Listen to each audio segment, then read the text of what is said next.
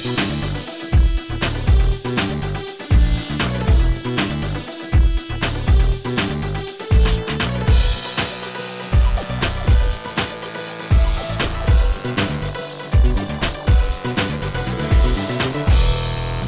and welcome to the Computer Game Show. My name's David Turner. I'm here with Matt Murray. Hello. I'm also here with James Farley. Hello. And with Sean Bell. Hello. It's the last one before our EGX live show. Let's get straight into feedback. Let's do it. Before we get into that, and because of the live show this Saturday, basically there's a Twitter account at TCGS fans on Twitter, and they're sort of like organising games nights and stuff between them. They're going to be, a bunch of them obviously are going to meet up at EGX, and they're going to have like various like meeting areas. If anyone's come to EGX and you may be coming on your own, or you want to meet someone else in the TCGS community, there were some various points. If you go to at TCGS fans on Twitter, you can see all the details, but if you're not on Twitter, I'll quickly run them by now. They're going to meet at the Res Zone. The Res Zone, it's Hall H, from about 11:30 on Saturday. If you're there on Saturday, just look for a guy with a TCGS t-shirt and a camera. So that's 11:30 at the meeting point at the Res Zone, and then they're also going to meet around 2:30 in Zone 3. I think it's where you have it's chill out and catering area. So 2:30 on Saturday, if you want to meet for a pint or lunch or whatever. Then they're going to meet at 4:45 outside the Fringe Theatre, which is for our live show. And then, of course, everyone's going to be going to the meet afterwards. You've chosen to open that, have you? It's important that people listen to the show, rather than ignored it. Yeah, why not? But just go to at TCGS fans on Twitter. If you know, and all that's these also Hall H as well.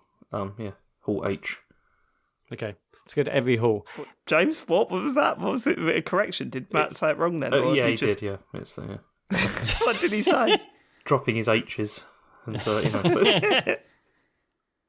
Okay, all right. Let's feedback. Let's do it. Yes. So last week we were talking about PSN, and we were talking about PSN cross-platform play for a few weeks, of course. And then James mentioned the fact that maybe Sony aren't doing it because of money, or maybe it's and other people saying that it's just technical problems. Connor McIver, I believe that's how you pronounce your name, has emailed in. No offence to Callum Gunn, but James is right. His email about PSN being a technical mess, being the reason Sony hasn't implemented cross-platform play, is complete nonsense. I also don't buy that them saying that there are technical issues that prevent cross-play is somehow worse from a PR perspective than their vague, contradictory nonsense about protecting the kids, or PSN simply being better, which they currently use. We also have many examples of cross-platform play on PlayStation already, not just with Xbox. Multiple game developers have made public statements on the issue. Psyonix have been one of the few and most vocal developers and clearly stated that there are no technical limitations, only the policy of Sony stopping cross-play between all platforms. Multiple developers have also claimed that it's as simple as flicking a switch to turn it on.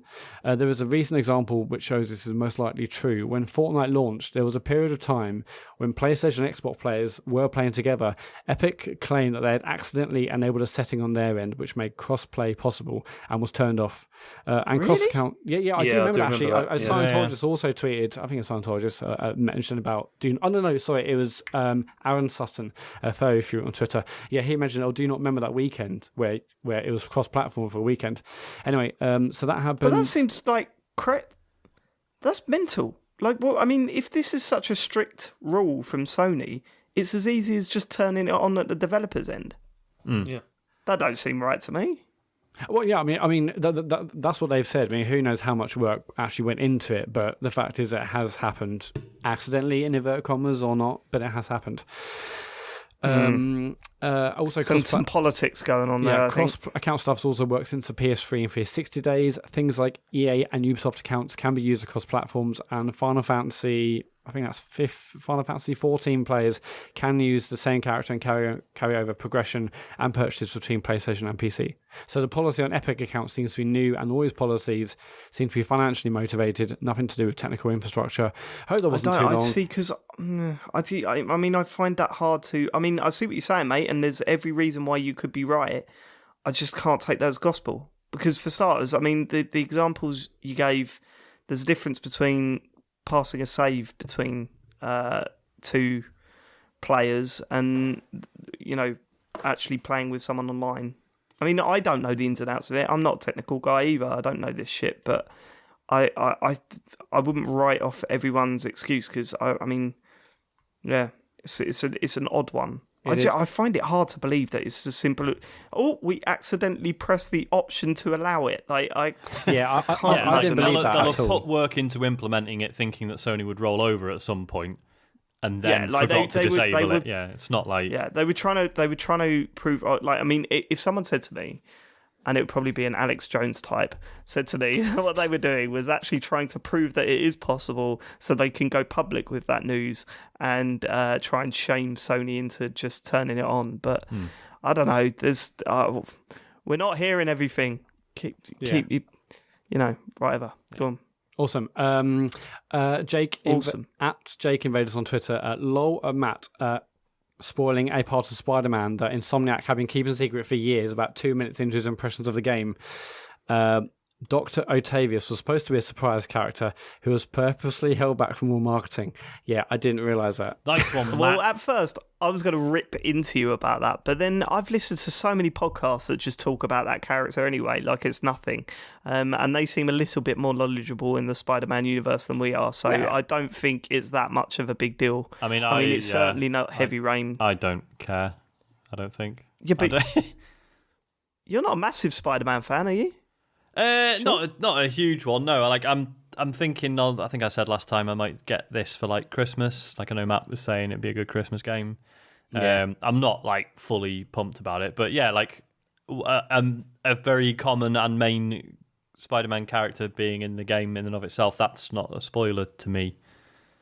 So they did a similar thing with the last Batman game as well, didn't they? They kept a character out of the... I'm dancing around it because I don't want to be in the same heat, but they kept a character out of all the material and then straight away, boom, that character was there. Yeah. But then that was spoken about quite early on, I think. Yeah. So, I don't know. I'm not defending you, Matt, but I'm not bashing you either. It was a mistake. I mean, admittedly, if they had... I've probably heard loads of coverage and they've mentioned that, and it's just gone over my head because I'm okay, there's a doctor in the game. So there's a doctor my in the bad. game. I've seen some playing it, and I'll obviously talk about it in the what we're playing bit, and there were way more spoilery things which I'm not going to spoil in the game, but I think I've learned my lesson. I say things. What's his name? Dr. Octavius? Yeah. Who then did he earn that title, or did he do a James? He did earn the title. Right, okay, fine. All right, yeah, Jake also continued. In all honesty, it wasn't really that big a spoiler. I'm not sure why they were so set on keeping it a secret. Pretty easy to guess for the hardcore fans, and quite inconsequential for folks like yourself. And we also mentioned last week about the fact that there were 55 backpacks hidden around New York, and it seemed a bit silly. James Carter at Carter, tweeted in, Spider-Man didn't hide backpacks around New York. He left them there when he went to go be a hero and forgot where he put them. He also forgot they put a track on them. He's very forgetful, super forgetful. Yeah, basically, I think the idea is that these are times where he's like been, just usual Peter Parker. And he's like, quick, got to be a hero. And he just dumped his stuff in a bag and left. I believe that. I read that, right? And I thought, oh, yeah, of course, yeah. That actually makes sense. That's a decent excuse. But then I read where they were in the world. And I just thought, that don't really work with that, then, does it? Plus, like, I find it hard the top of the Empire State Building. I was just being Peter Parker. Plus, like, I love the idea of the devs being like, do you know what? Of all the bits of Spider-Man's career that we should set the game in, let's set it in the week where he decides it's time he went around town and got all his backpacks back. Time to tidy up, guys. They just said, look, we need orbs. We need orbs. Yeah, and they are so orb-like. They're so orb-like.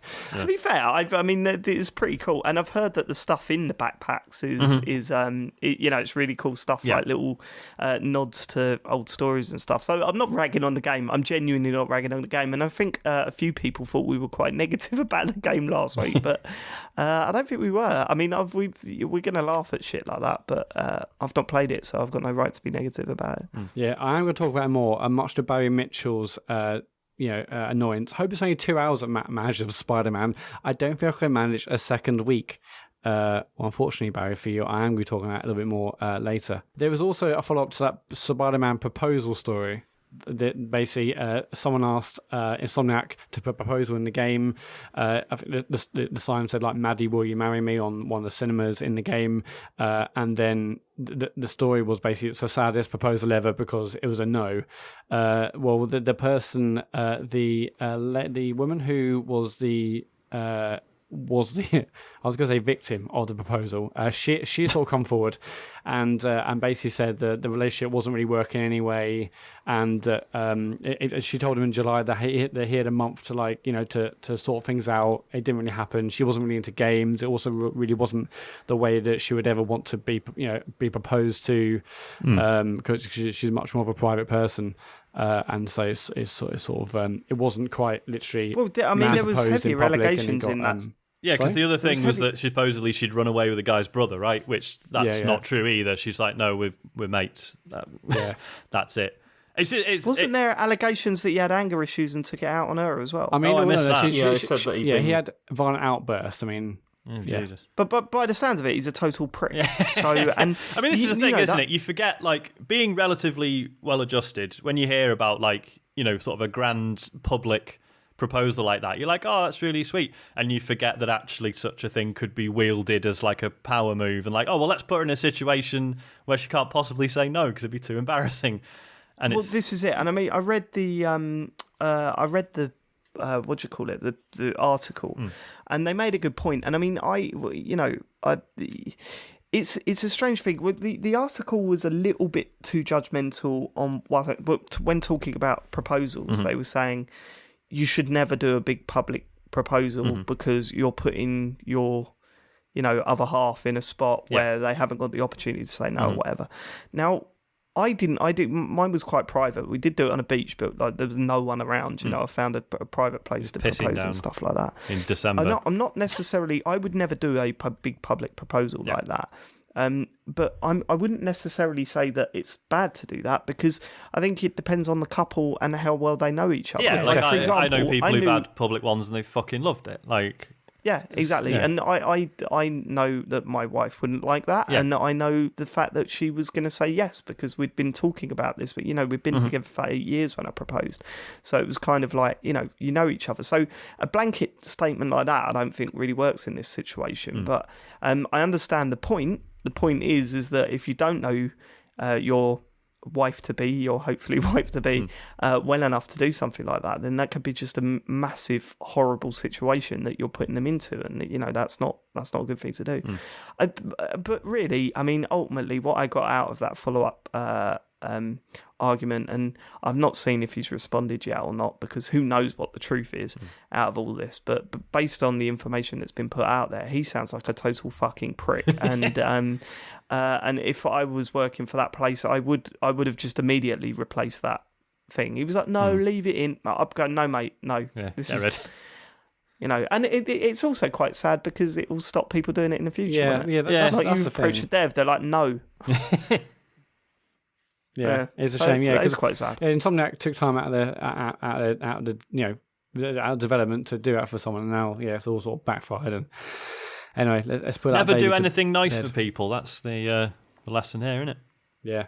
What's they that? should have done a full interview, work out all the history, and say, what, we're going to pass on this. Netflix series, mate. Netflix oh my god, series. Making a. I mean, listeners can tweet in their own making a dick of yourself in a big budget making an computer embarrassment. game. At SMW, David should play football every Monday. Loving the energy this week. Dave, did you play football this week? No, and I'm not playing football next week either. I'm gutted. So it's going to be a little while before I'm playing football again. James will be happy to hear. It's good. You don't like the energy, do you? No. Don't like energetic Dave? I don't know. Can't handle it. That's a shame. That is a shame because people say that that's the best one. All right. People are wrong. James Carter, at Carter, J. I'll defer to the actual programmer who wrote in, but PS4 has already got at least one game of cross-platform play in Street Fighter 5. I mean, I wasn't even sure that was I didn't know that either, but yes, there's tons just of with PC, play. Oh, just for PC. Okay, cool.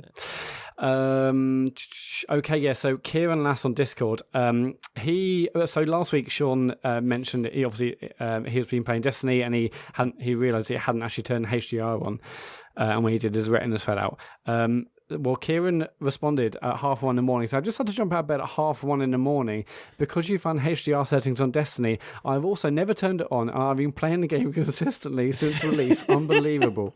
I like the fact that people have bought these brand new tellies and they're obviously convincing themselves that they can see a difference. You know, this does look HDR is really good. Like, you know isn't it? what, guys? I don't really rate HDR. It looks really similar to me. That's where I was. I was like, no, I don't really get it. All right, I suppose I'm glad I've got it, I guess.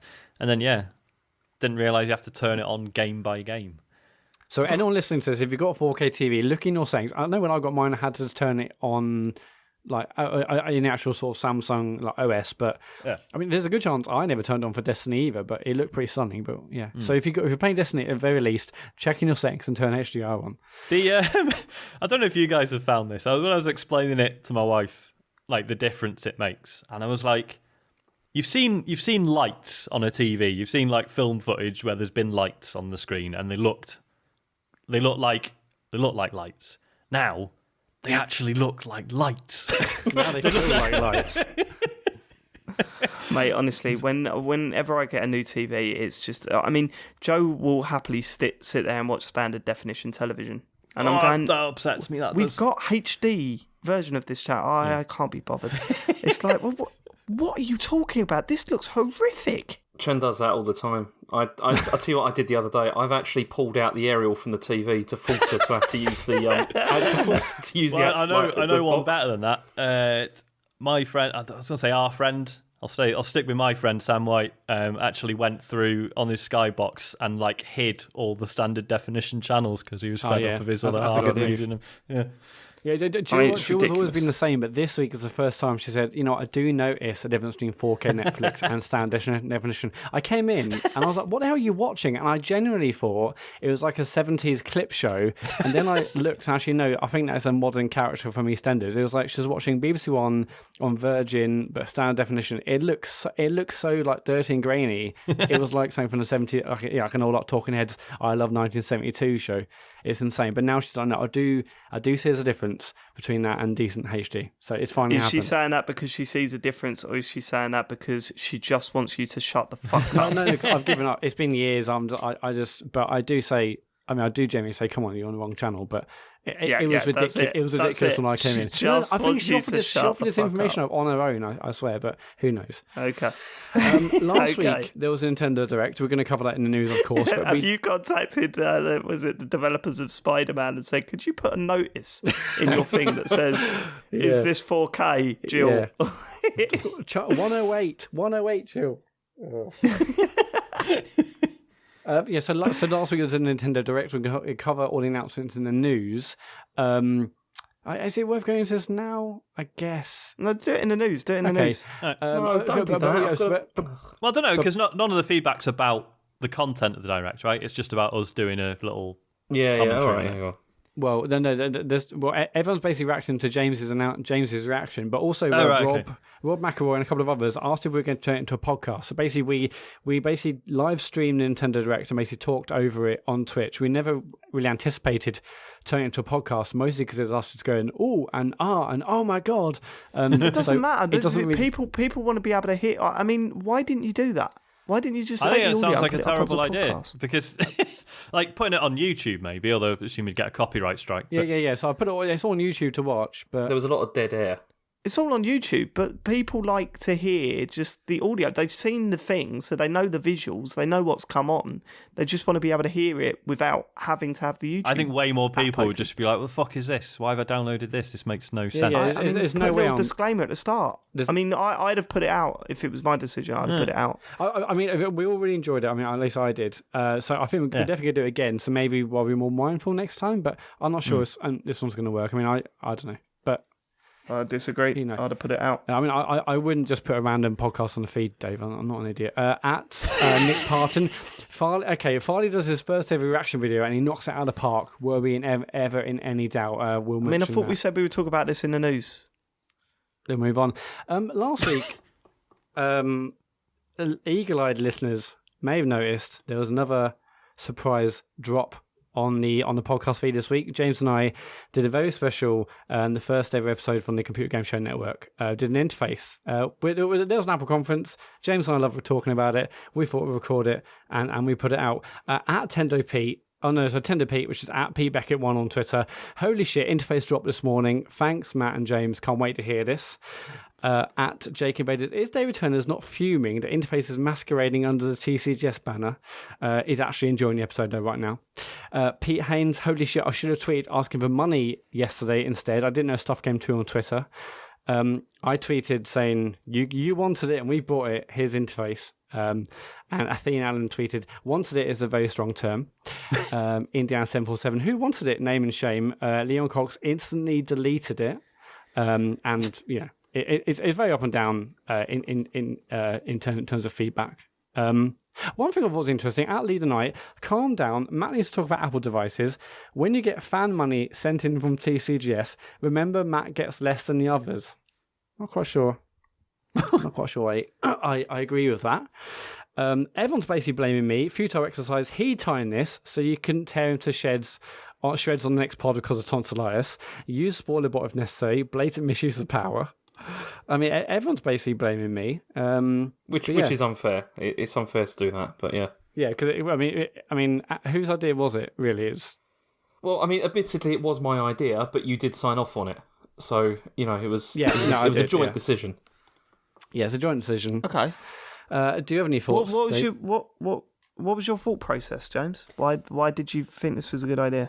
Well, I thought it was a good idea because, you see, we've been thinking... I mean, obviously, we've got like another WhatsApp group to discuss what's going to happen after you've gone. And so we've been thinking about, like, you know, expanding, you know, the network, you know, and maybe even having, like, you know, a computer game show network. So we thought what we'd do is we'd just do, like, a sort of... you know, I love the stealth starts. We thought we'd just do, like, a stealth start. James is all about stealth starts, isn't it? Yeah. See how the reaction is, which was... It's been pretty banging, to be honest. I mean, we've had... The downloads have been mad. Like, they've been really good. Yeah, they have been insane. And we just thought, you know, we thought it'd be good. I mean, obviously, we would have liked to have put it out on our own feed, but that's sadly defunct, you know, because since we put all our efforts into this show instead, and so we just thought it'd be a nice extra for the listeners. You know, they'd enjoy listening to it. I mean, we had a good rationale for it because obviously, like Todd Howard was there at the Apple event, so you know there is video games involved, and you know we mentioned that and talked about that. If anyone wants to know about Blades on iOS, please listen to the interface. Sean, did you know about this then? Nope. Not beforehand. And when I saw... But he's saying that they were chatting about it in the next year's group WhatsApp. Is that not true? Not before it went up, no. No, we didn't talk about this, like, doing interface specifically. We've been talking about what's happening next year. Oh, I see, you mean, yeah. Right, yeah. So you hadn't mentioned... See, because, right, I think... I've been thinking about this since it come out. I mean, ultimately, I don't give a fuck because I'm serving my notice anyway, aren't I? You know, I'm off soon. If you want to destroy the fucking house I built, then fine. I'll have to build another when I'm back. So did you build this? There's two reasons. No, hold on. There's two reasons why you put this up. The first is either to wind me up and get me angry, but we all know that I can't do that anymore. You all put a stop to that, so I can't get into that and, you know, do our great thing that I used to love doing that we can no longer do. So it can't be that reason.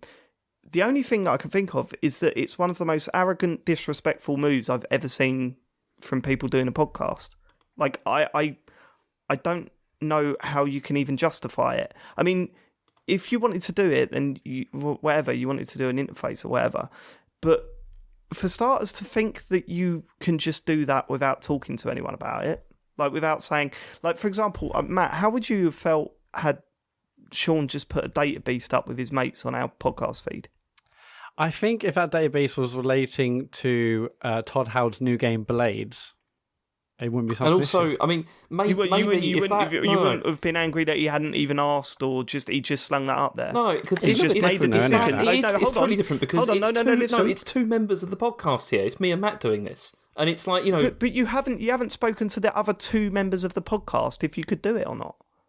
Oh, so you've just gone ahead and done it. You don't think that's disrespectful? We didn't have a lot of time. I mean, it was a snap decision, you know, just after the show. Why didn't you put it on SoundCloud?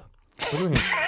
because our SoundCloud because no one had listened to it. Is what No, I'll tell you why you haven't. Right? Because we've got a lot more subscribers than you would have got listeners on SoundCloud, right?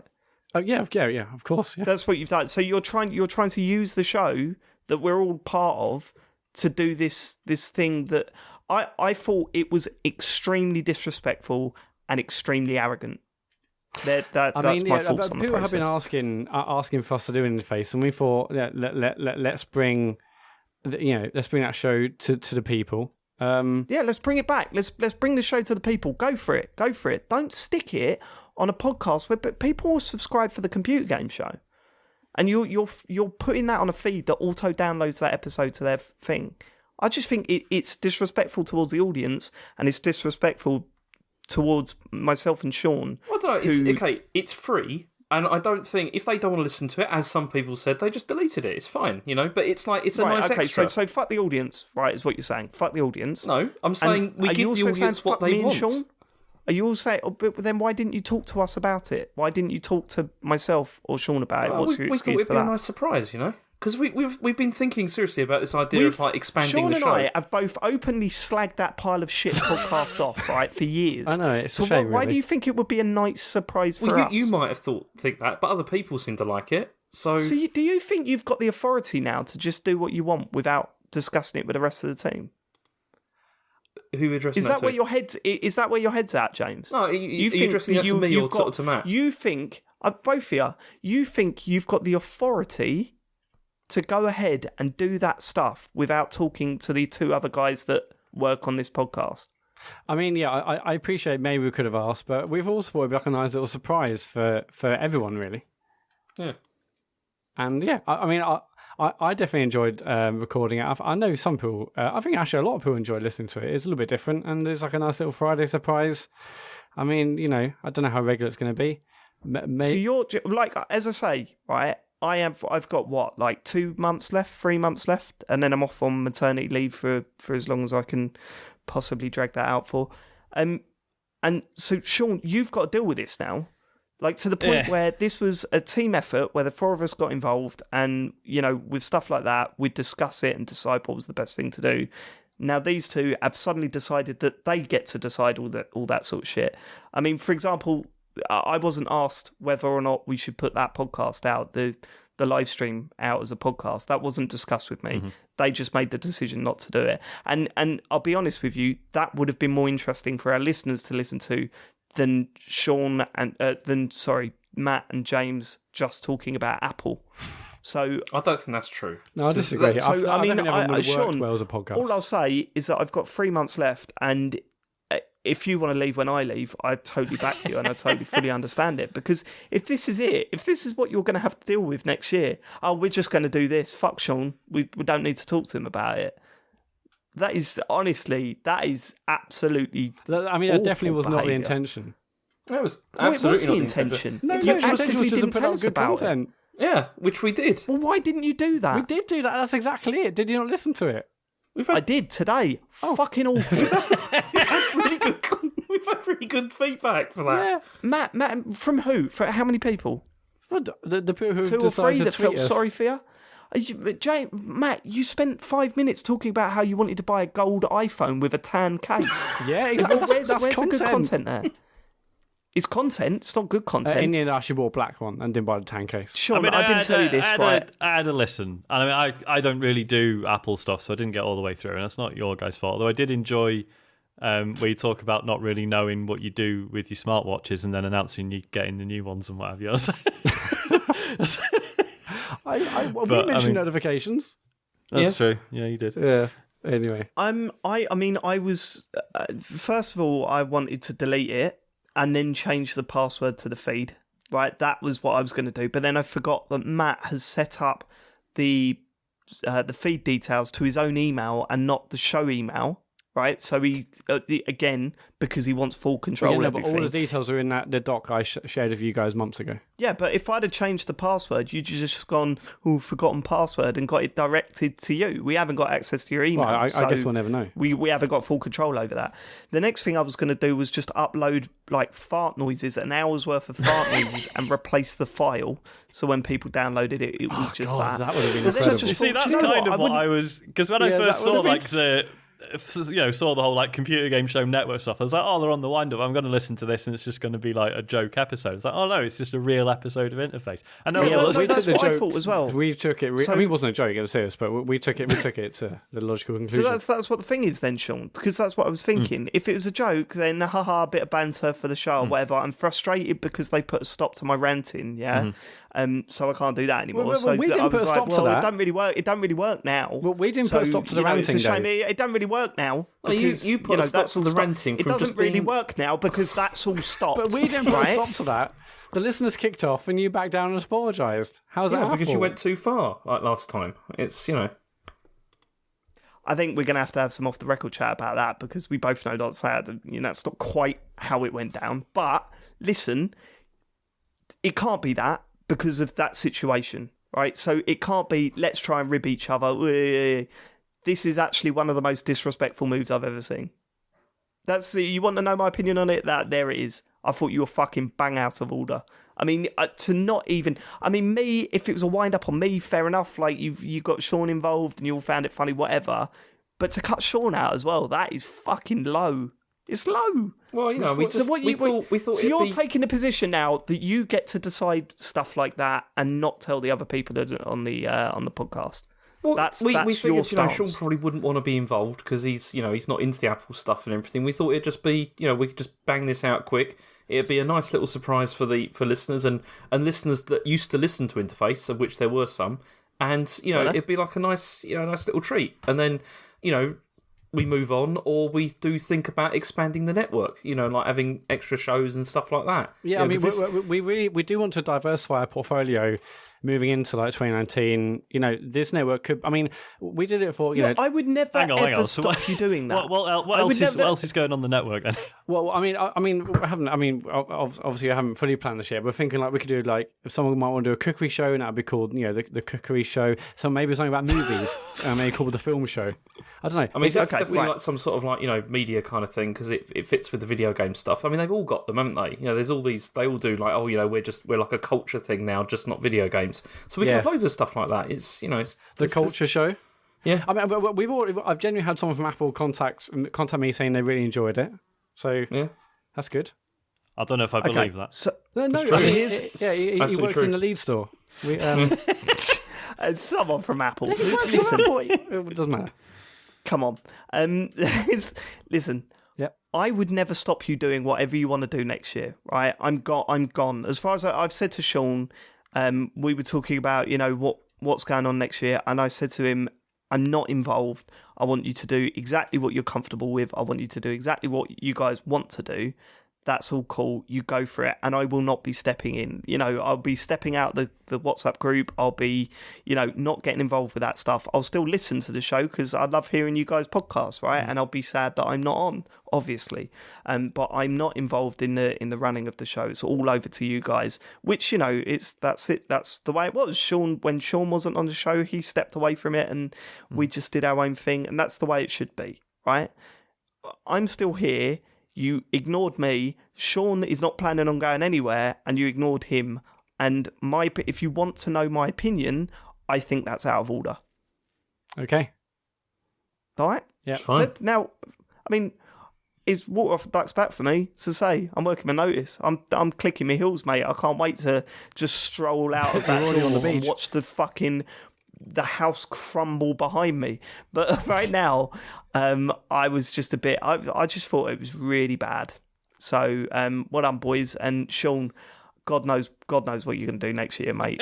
Honestly, it was fine. Most of the listeners seem to be fine with it, so it's all right. Okay. I mean, basically, like Sean's going to help us with our intense period of acquisition in 2019. I'm thinking. I don't think it is. Sean, have they spoken to you about this? No, this is news to me. Yeah. No, this is you becoming an employee. This is what's happening here. We haven't talked about Sean's package yet. This isn't four blokes coming together to work on this project. It's now David's off. Let's take control. I mean, 2019 is going to be a very different year for all of us. So we're obviously devastated you're leaving, but we have to adapt and and move on somehow. We and, do have to see it as opportunity. Yeah, there's other things we can do. I mean, like, how much can we get Kane and Vince for? Just bring them over to the network. I mean, Dork Tunes, come on, it's like a $5. Like, I'm thinking we expand the network, and then when you come back, we could be a whole media, what are they called? Conglomerate, Dave. You could be CEO. Mate, by the sounds of it, if you keep talking like that, I ain't coming back. I mean, good luck, listeners. Good luck. I apologise in advance, but I am not involved. I should put out a public statement that I am not involved after I have left the podcast. Everything that happens after I leave is apparently down to Matt and James. And Sean. This is a surprise. I just show up. This was just a test case. This was just a test case. I don't know why this is so difficult to understand. It's just like we were just testing the waters, to see what the reaction would be. Was it a successful one? Yeah, the reaction's been pretty good. And I'm actually surprised. All right. Yeah, but as a one-off, like if this, I mean, how regularly are you thinking of doing this? I'd rather talk about off the record. Okay, sure. Yeah. I mean, basically, when's the next Apple event? Is the thing. Actually, there's one room for October, James. I know, yeah. We should. I mean, that's the other fucking hilarious thing about that show. You called yourself a tech podcast, but you only ever spoke about Apple. Yeah, well, it's an Apple tech show. There's just loads of people that completely do ignored. Apple-only tech podcasts. We talked about China as well, quite a lot. Yeah, there's a China chat, and people have been requesting that for a long time. So yeah. You told us, Dave, to go off and do another one if it was, because you didn't want to hear about it. You didn't want it on this show, so we did it on a different show. So we did another one. It was on this feed. It was on a different as show, someone said on Twitter that you seem to be completely ignoring. It was worse than when Apple made you download the YouTube. The U2. Yeah, I'm so glad someone caught that because I was thinking that beforehand. Good work, someone. Yeah, but anyone listening, if they know of, if they got a cookery show on bring to the network. Steve Jobs was still alive when they did that, right? I don't know if he was. Rest in peace. I'm pretty sure he was, wasn't he? Could you imagine if he was and someone just did that? Someone just said, and then they had to go in and go, oh yeah, Steve, we have just force-fed U2 on everyone. What? That's what do you mean? On every Apple device? I think it was a Tim Cook job. Please say just the iPod Touch. No, it's on every single Apple device, including Macs. Not the Touch. Anyway, yeah. Imagine how that would have gone down. Well, oh god, I just thought of a really funny joke that I can't say. Okay, fine. Okay, we dealt with that. That's it. Did you get the reaction you wanted? Yeah, pretty much. I mean, we've got an idea now. So yeah, we've got an idea where to move forward from this. Okay, could you put pause on that idea until the new year, and then you can go nuts? We'll have to. Well, can we say that at least? Can we say that at least? We've got a board meeting scheduled for 9 a.m. tomorrow, so we'll. Right. Okay. Where's my invite? No, you'll get your calendar invite, Sean. Don't worry about it. Right, well, I'm telling you. Yep. I'm telling you, that's not happening again until the new year. It's not happening. Should we get on to news, James? Oh yeah, I'm sorry. I'm sorry you guys feel like that. I mean, we thought it was a good show, and you sorry you did it. No, don't put it on us. I'm not sorry we did it. I was actually quite happy with the way the show turned out. All right. Well, listeners, I apologise to you then. I don't have. Apparently, I'm not involved with the running of the show anymore. I don't know when this happened. I don't know when the fucking ego got that big. Right, that on these two, that they think that they can just run things without running it past us. I apologise. I've got no control over that. I apologise for them for putting that on you, and I guess I apologise for the past hour because I know you don't like it, but that's the way it's gone down. There you go. They asked for my honest opinion. That's my honest opinion. There we are. There we are. If you want to leave us feedback or questions or anything else, it's at ComputerGamePod on Twitter or thecomputergameshow@gmail.com. James. News. Yeah, I've got a bit of a problem. Can we just stop a second? Because I've got what's up? I've got a fly which is like buzzing around. I thought it was saying major. No, and it keeps on buzzing. Right, it keeps on flying right next to the microphone, like every few seconds. And I just need to try and see if I can kill it. It's currently on my laptop screen. Oh, now it's flying away. Just punch it. Okay. I'm not sure what to do about this because it's quite annoying. Just get a newspaper or magazine and try and smack it. Hang on, I'm just going to jam out.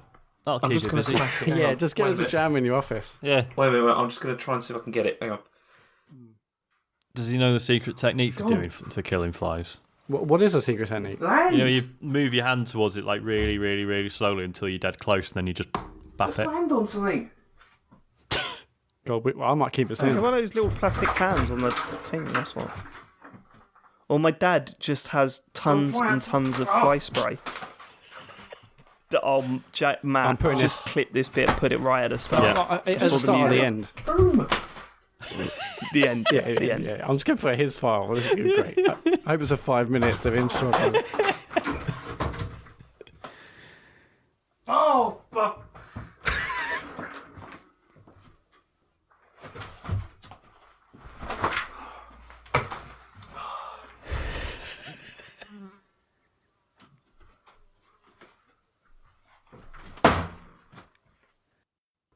Okay, I think I got it. Oh, Jesus. Yeah. I think so.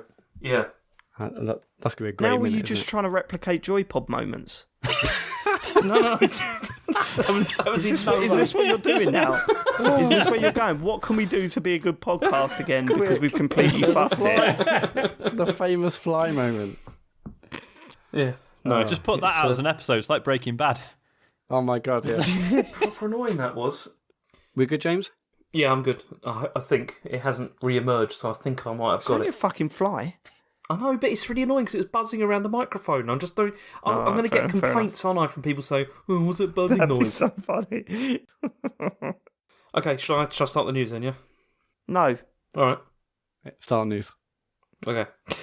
Okay. Oh, sorry, did you listen to me for the first time ever? Oh, that's weird. Surprised you wanted my opinion on something, James. Go on. Okay. So anyway, news. So there was the big thing that happened this week, which was the Nintendo Direct, which hit. And this was Thursday, wasn't it, last week? It was. This happened. And it was surprising because, I mean, I thought it was actually really good. And it was, I mean, Sean said it, and it's true. Why didn't they show this at E3 like this year? Because it was kind of perfect for all of that. I mean, I've got the list here of things they kind of... Shall I just go through what they went through? Well, should we talk to... Because we touched on it earlier. Should we talk about your stream first, and then we'll go on to that stuff? Because I did want to say, I was so gutted that I missed that. We had that idea the week before they cancelled it or they postponed the Nintendo Direct, that we were going to try and stream it and talk all over it. I thought, I'm bang up for that. That seems like a really fun thing to do. And then last week, from Tuesday onwards, I was fucked. I got tonsillitis. I've never had it before, and it was absolutely horrific. So I couldn't be a part of it. I watched it though in bed, sweating, and it was so good. Like, honestly, I thought, for starters, you boys did a fucking fantastic job anyway. And I think, it's easy to forget that we've not done this before, so things are slightly different. But I loved it. I thought it was brilliant. There was just enough time to sort of watch in the background what you wanted to watch, but there was also the tech mishaps were dealt with pretty quickly, and it was pretty funny anyway. James was just hilarious throughout. Like I mean, we'll get to it, but the end. I mean, I had tears in my eyes, which might have been through like medicine, but it was also through the fact that it was pretty damn funny. I was really, really happy with how that turned out, and I was genuinely sad that I wasn't part of it. It's such a shame when you said you were unwell. I was like, oh man, obviously, we'd had a plan for the week before, but it just wasn't to be. But I mean, I really enjoyed it, and I think we'll definitely more. We've got to do. The biggest problem with those things is that Nintendo's, especially with the Directs, they tend to come out about 5 or 6 o'clock, and that's just not working. Yeah, I was wondering that because the fact that this was 11 o'clock. Yeah, was they're normally perfect. mid-afternoon, aren't they? So. So I mean, I was really, really that was a very, very good stream. I loved it. So if you haven't seen it, it's on our YouTube page. The full thing is up there. Sit and watch it because it is, it's really funny watching. I've got one question. It's probably a bit of a news. technical, boring one, but like volume wise, could you hear enough of the actual stream and us, or was levels were all over the place a bit, but it didn't really matter. Okay. I mean, who cares really? I mean, we're an amateur bunch of people trying to put and some content it's out like there. the ages and it's all over the place. But I guess the dream would be to have it auto fade in and out when we're talking, right?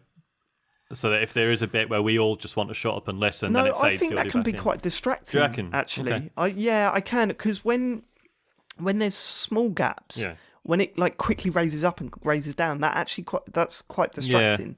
I think having it at quite a low level, because people will watch this again, or they'll watch it later, like after they've watched it, the actual Direct live. They'll watch it later. And also, who really listens to every word intensely? If you are, you're not going to be listening to like 4 people talking over it anyway. Nah. So I think just having it at a lower level and you guys talking was the sort of is the perfect sound. But I thought it was really fun. It was really good, and it's so easy to slip into that sort of mindset of going, "Is this working? Is this terrible?" Or whatever. But from a viewer, I thought it was fucking brilliant. Cool. Well done. So should we go through what they announced? Yeah. So I mean, they kicked off with Luigi's Mansion 3, which this is an odd one. I think because. It's exciting that game's coming. I thought the stuff they showed wasn't that great. I thought it would look better, if you know what I mean. Well, because when they first showed it, I was like, hang on, is this a 3DS game? I was like, hang on, it looks a bit too good to be a 3DS game. And then... Yeah, and it was. It was clearly better than a 3DS game. But there was nothing... Because Luigi's Mansion, for me, because it's so, not scripted, but, rigid camera angles and stuff like that, they've always managed to push the tech really far. And I remember like the GameCube one, obviously the big thing was the money sort of flapping about and getting sucked up and stuff looked incredible at the time. The 3DS version, I mean, I wasn't a massive fan of that, but that still looked really good for that system. This one, it didn't blow me away visually, so hopefully there's a lot more work to do, and they've got some gimmicky stuff in there, because it is sort of a gimmicky game. It would be depressing if it was just another Luigi's Mansion. I'm hoping that there's some cool stuff in there that sort of makes that console, takes advantage of the console. But I'm glad it's coming. I mean, it's a good series, and to have it on the Switch and to know that they're pushing forward with it is pretty cool. So the new one on 3DS, what, is that number 2? What one is that? The one that's coming? No, on? That's number 2. Yeah. Okay, so number 2 is Switch. Well, number 1's obviously GameCube. Sorry, James is right. There's a remake coming of number 1 for the 3DS, but there's also a few years ago now they released the second one in the series for the 3DS. Right. Okay. Yeah. So only 3DS is getting a remake of the first one, but Switch is getting number 3. That's right. Cool. Yeah. As far as we know. Yeah. Awesome. What else, James? Okay, so then there was a whole bunch of like 3DS stuff. So there was Kirby's Epic Yarn that's coming for 3DS. Which is, I mean, did anyone play that? Because I played it on the Wii, and it's really good. I don't know anyone who will care about there being a 3DS version. But maybe people like us aren't the audience. Well, you got to remember that Kirby really, really hit home with kids on the Switch. So, and if they've got a 3DS laying about, then they'll sell copies. I was thinking about this for my son because he absolutely. I mean, he's because also I've heard about this. This is going to be new 3DS only as well. It's like it won't work with the older models, so yeah. I mean, I'm going to be interested in this for him, I think, because he loved that last Kirby game. Cool. Then after that, we got there was Bowser's Inside Story. I mean, we don't need to know too much about the 3DS stuff. More 3DS stuff. That's coming January. But then they moved into something more exciting, which was this Katamari Damacy Reroll is coming for Switch. So what is that? Is that a remake of the first one? It is. Yeah. Arguably the best one. This never came out in the West, or maybe it did in America. It certainly didn't come out in Europe. We only got We Love Katamari, which was the second one, and published by Electronic Arts for some reason. There seems to be a weird rule with the Katamari games that, like, the first one that you play, you think is fucking magic, and then anyone that you play after that, you're like, oh no, it doesn't have the magic of the first one that I played. Like, I played We Love Katamari, I never played the original, and I thought it was fucking incredible. And then played the third one and didn't really get on with it. But then I found out that everyone who played the original played We Love Katamari and didn't really get on with that because they were like, oh no, it's a bit tired and it's not really the same. However, the original creator, Keita Takahashi, did leave after We Love Katamari, so the rot definitely set in after that. But yeah, it's basically anyone who's played the original, apparently it is still the best one. So I'm really excited to give it a go finally. And that's coming November 30th, and so that's good. Yeah. Then one of the other. Can I? While we're talking about Katamari Damacy, and I've never played the game, so I don't know what it's like. One thing I will say though is that I really don't like the art style. Oh really? And I mean, it might have looked good back then, but when I saw the trailer for this one, I was like, this kind of looks like shit. And now I don't mean to, as I've said, I know it's a beloved game and I'm not slagging the game off at all. I'm just saying my personal reaction to it was, this looks really washed out, really blocky, really sort of... Yeah, just, because it is I don't like the art style. Like, for sure, it was like battling against the technical limitations of the PS2 at the time. Like it has this, so the whole thing that you have this ball that you roll around and stuff sticks to it. But only things that are smaller than it will stick to it. But then as you roll more and more things up, the ball gets bigger and you start picking up bigger things. And the idea is you start out picking up like bits of trash, and then by the end of a level, you might be picking up entire houses or whatever. But like, there are like really obvious like points where it sort of stops and then reloads the level, but smaller because you're now bigger, if that makes sense. Like, it's not just this seamless thing. Like, they obviously like really struggle to get it to work. And I think the graphical style, although I don't mind it, I think it was as much born out of necessity as just like being a stylistic choice. Like I say, there's basically no lighting. Like, it's all really sort of flatly lit. And yeah, like a lot of sort of low polygon stuff going on as well. I quite like fine, it, but I understand going... I think it's fair to say that it was as much a technical limitation as anything else.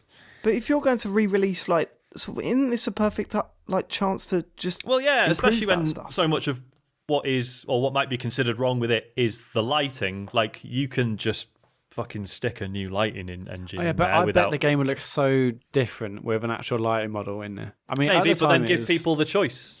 I guess. Well, I mean, we don't know, but maybe there is. Maybe the mobile sync and settings. I mean, at the time, it was weird and is a weird, style. But and I wasn't really, thinking about the technical limitations at the time.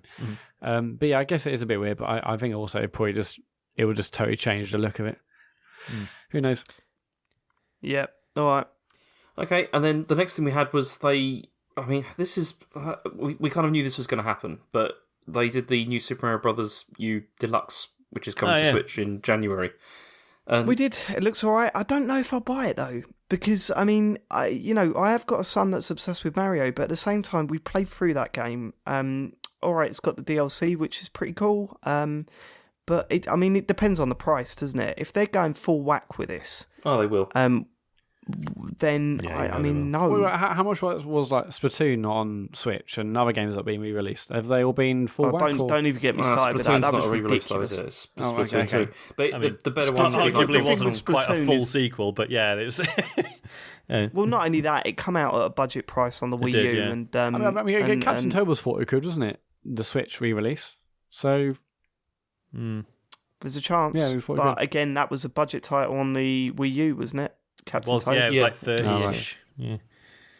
So, I mean, I've £40 I think would be fairish, but if they were just whacking out this out for like the full 60, you'd have to go, oh, come on.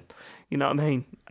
So, yeah, I mean, it's a bit odd because I have been saying in the past that I like these Wii U conversions, and I do, and it's good that people get to play them. What I'm saying from personal experience, I don't think I could justify buying this game again.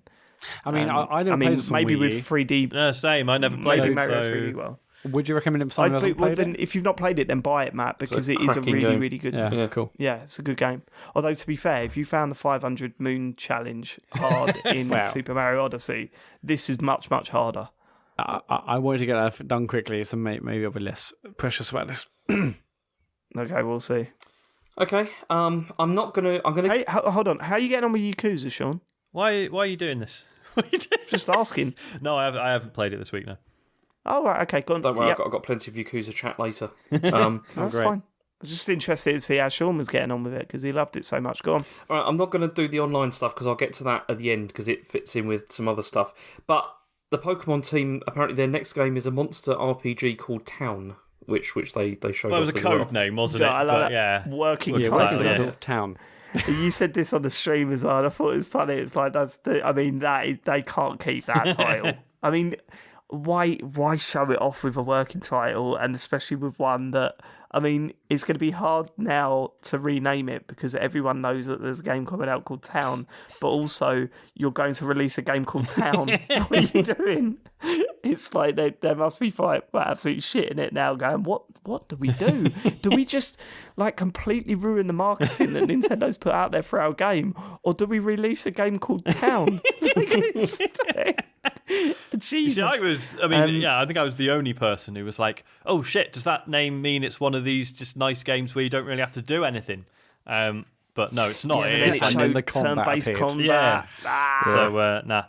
Yeah, it didn't interest me. Okay. Then we had like a bunch of other sort of third-party stuff. So there was Cities Skylines, which is like available now. Sean, you were interested in this, but apparently it runs really badly on the Switch. I mean, you could see it in the trailer, couldn't you? Which is very brazen of them. I just I quite admired that. Just leave the frame. But Shit, sometimes you get a trailer like that where you sort of think, oh well, it could just be like how they've rendered it, like some fuckers like, processed it several times and it's ended up looking like shit.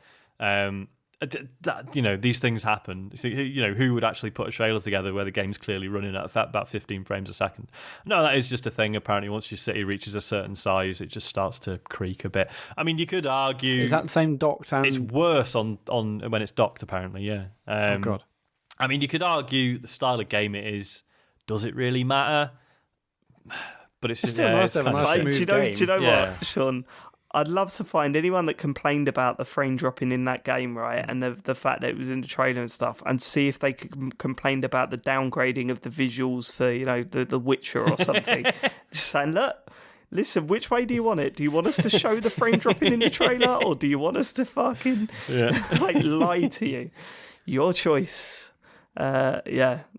What can you do? Okay, and then also there was a whole bunch of Final Fantasy stuff that was There was? announced. So there's Final Fantasy XII: The Zodiac Age, which is coming to Switch next year. What is this? Is this something? Because I don't know. This is like the sort of rejigged or slightly rejigged Final Fantasy XII that came out for your PS4 and Xbox and maybe PC. So earlier this year, maybe late last year, I can't remember.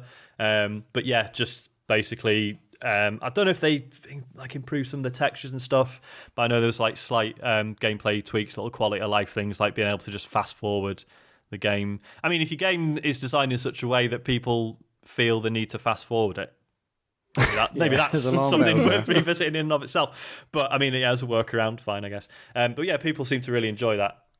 So that's cool that's happening. But then they also announced. We knew about Crystal Chronicles because that got announced by. Was that just announced by Square Enix? Was it on something else? I can't remember. It was Sony's one, wasn't it? That's right, it was Sony's thing for TGS, yeah. So we knew we were getting Crystal Chronicles, which I'm pretty excited about. I hope it's aged well, but we'll see. And then, and it turns out we're also getting Final Fantasy 7, 9, and 10. But not 8. If I was a Final Fantasy fan... Yeah. Go on. I mean, why would I buy Final Fantasy 7 on the Switch? Because I mean, I suppose, you could argue that we've a lot of them... already had a portable version, Yeah, we've had it on right? the Vita. Yeah. And we've been promised a complete remake. Yeah, but that's like 2020. That's Well, been delayed. yeah, and we're not even sure if it's a complete remake at this point. Yeah. So. What the fuck is going on with that? Like, I mean, No, Well, because they that's- know they're going to sell big. Yeah. Maybe people didn't have a Vita, and it's like, do you want a Final Fantasy 7? Of course you do. Enough people will buy this. It's free And money, it's on the platform they love. So, I know, but isn't there also part of it? Look, we need more funding for this remake. We're running out of money fast. we've Who sacked the can we entire mug team the twice fuck over. off? Who can we mug right off? The fans! Right, release a Switch version. So is that, and then also, because 8 isn't included as well, and I think, is that because of licensing or something? It is because of technical reasons. Basically, apparently it was quite common back in those days. Square Enix just didn't keep source material for anything. So apparently the reason we're getting 7 is because there was a PC port of that, and whoever did it basically put a shitload of work into recreating assets and stuff where they had to, and the originals of those are available, so I think that's a relatively easy one. I don't know about 9 and 10, but yeah, apparently 8, it's literally all we've got left is the original PlayStation version, fully compiled, no original assets are available anymore. Didn't 8 come out on PC? I thought it did. Did it? I don't know why. Oh, I don't know, maybe. Are any of us Final Fantasy fans? I don't know. I've tried so hard. Yeah, but I can't. the only one I've finished is 10, which weirdly is the only one I'm excited about going back to. I mean, I've nearly finished 6. But yeah, I mean, a lot of the early ones haven't aged particularly well. 15, to be fair, I always meant to go back to it. I must have put a good sort of 10, 15 hours in, and I was really impressed with how they just just completely fuck off all the series traditions in a lot of ways. I thought it was really bold. But when a game comes out and everyone's like, it's not finished, the story doesn't really make sense, and the developers are like, yeah, we know, we're going to add it in. So I was like, right, well, I'll wait for that story. Then. I'll just, wait for you to do that, and then I'll go back one day. I think that's now happened, but I just haven't had a chance to go back. So don't worry, we will add story. In the meantime, DLC available. Well, you see, so this is the other weird thing. So we also got, because it's already out, Final Fantasy 15 Pocket Edition on the Switch. Which is the weirdest fucking thing, because this has been out on phones for a while, and this is basically like a almost full recreation of Final Fantasy 15, but with like simplified combat and like a weird sort of cutesy art style. Like the entirety of the story is still in there.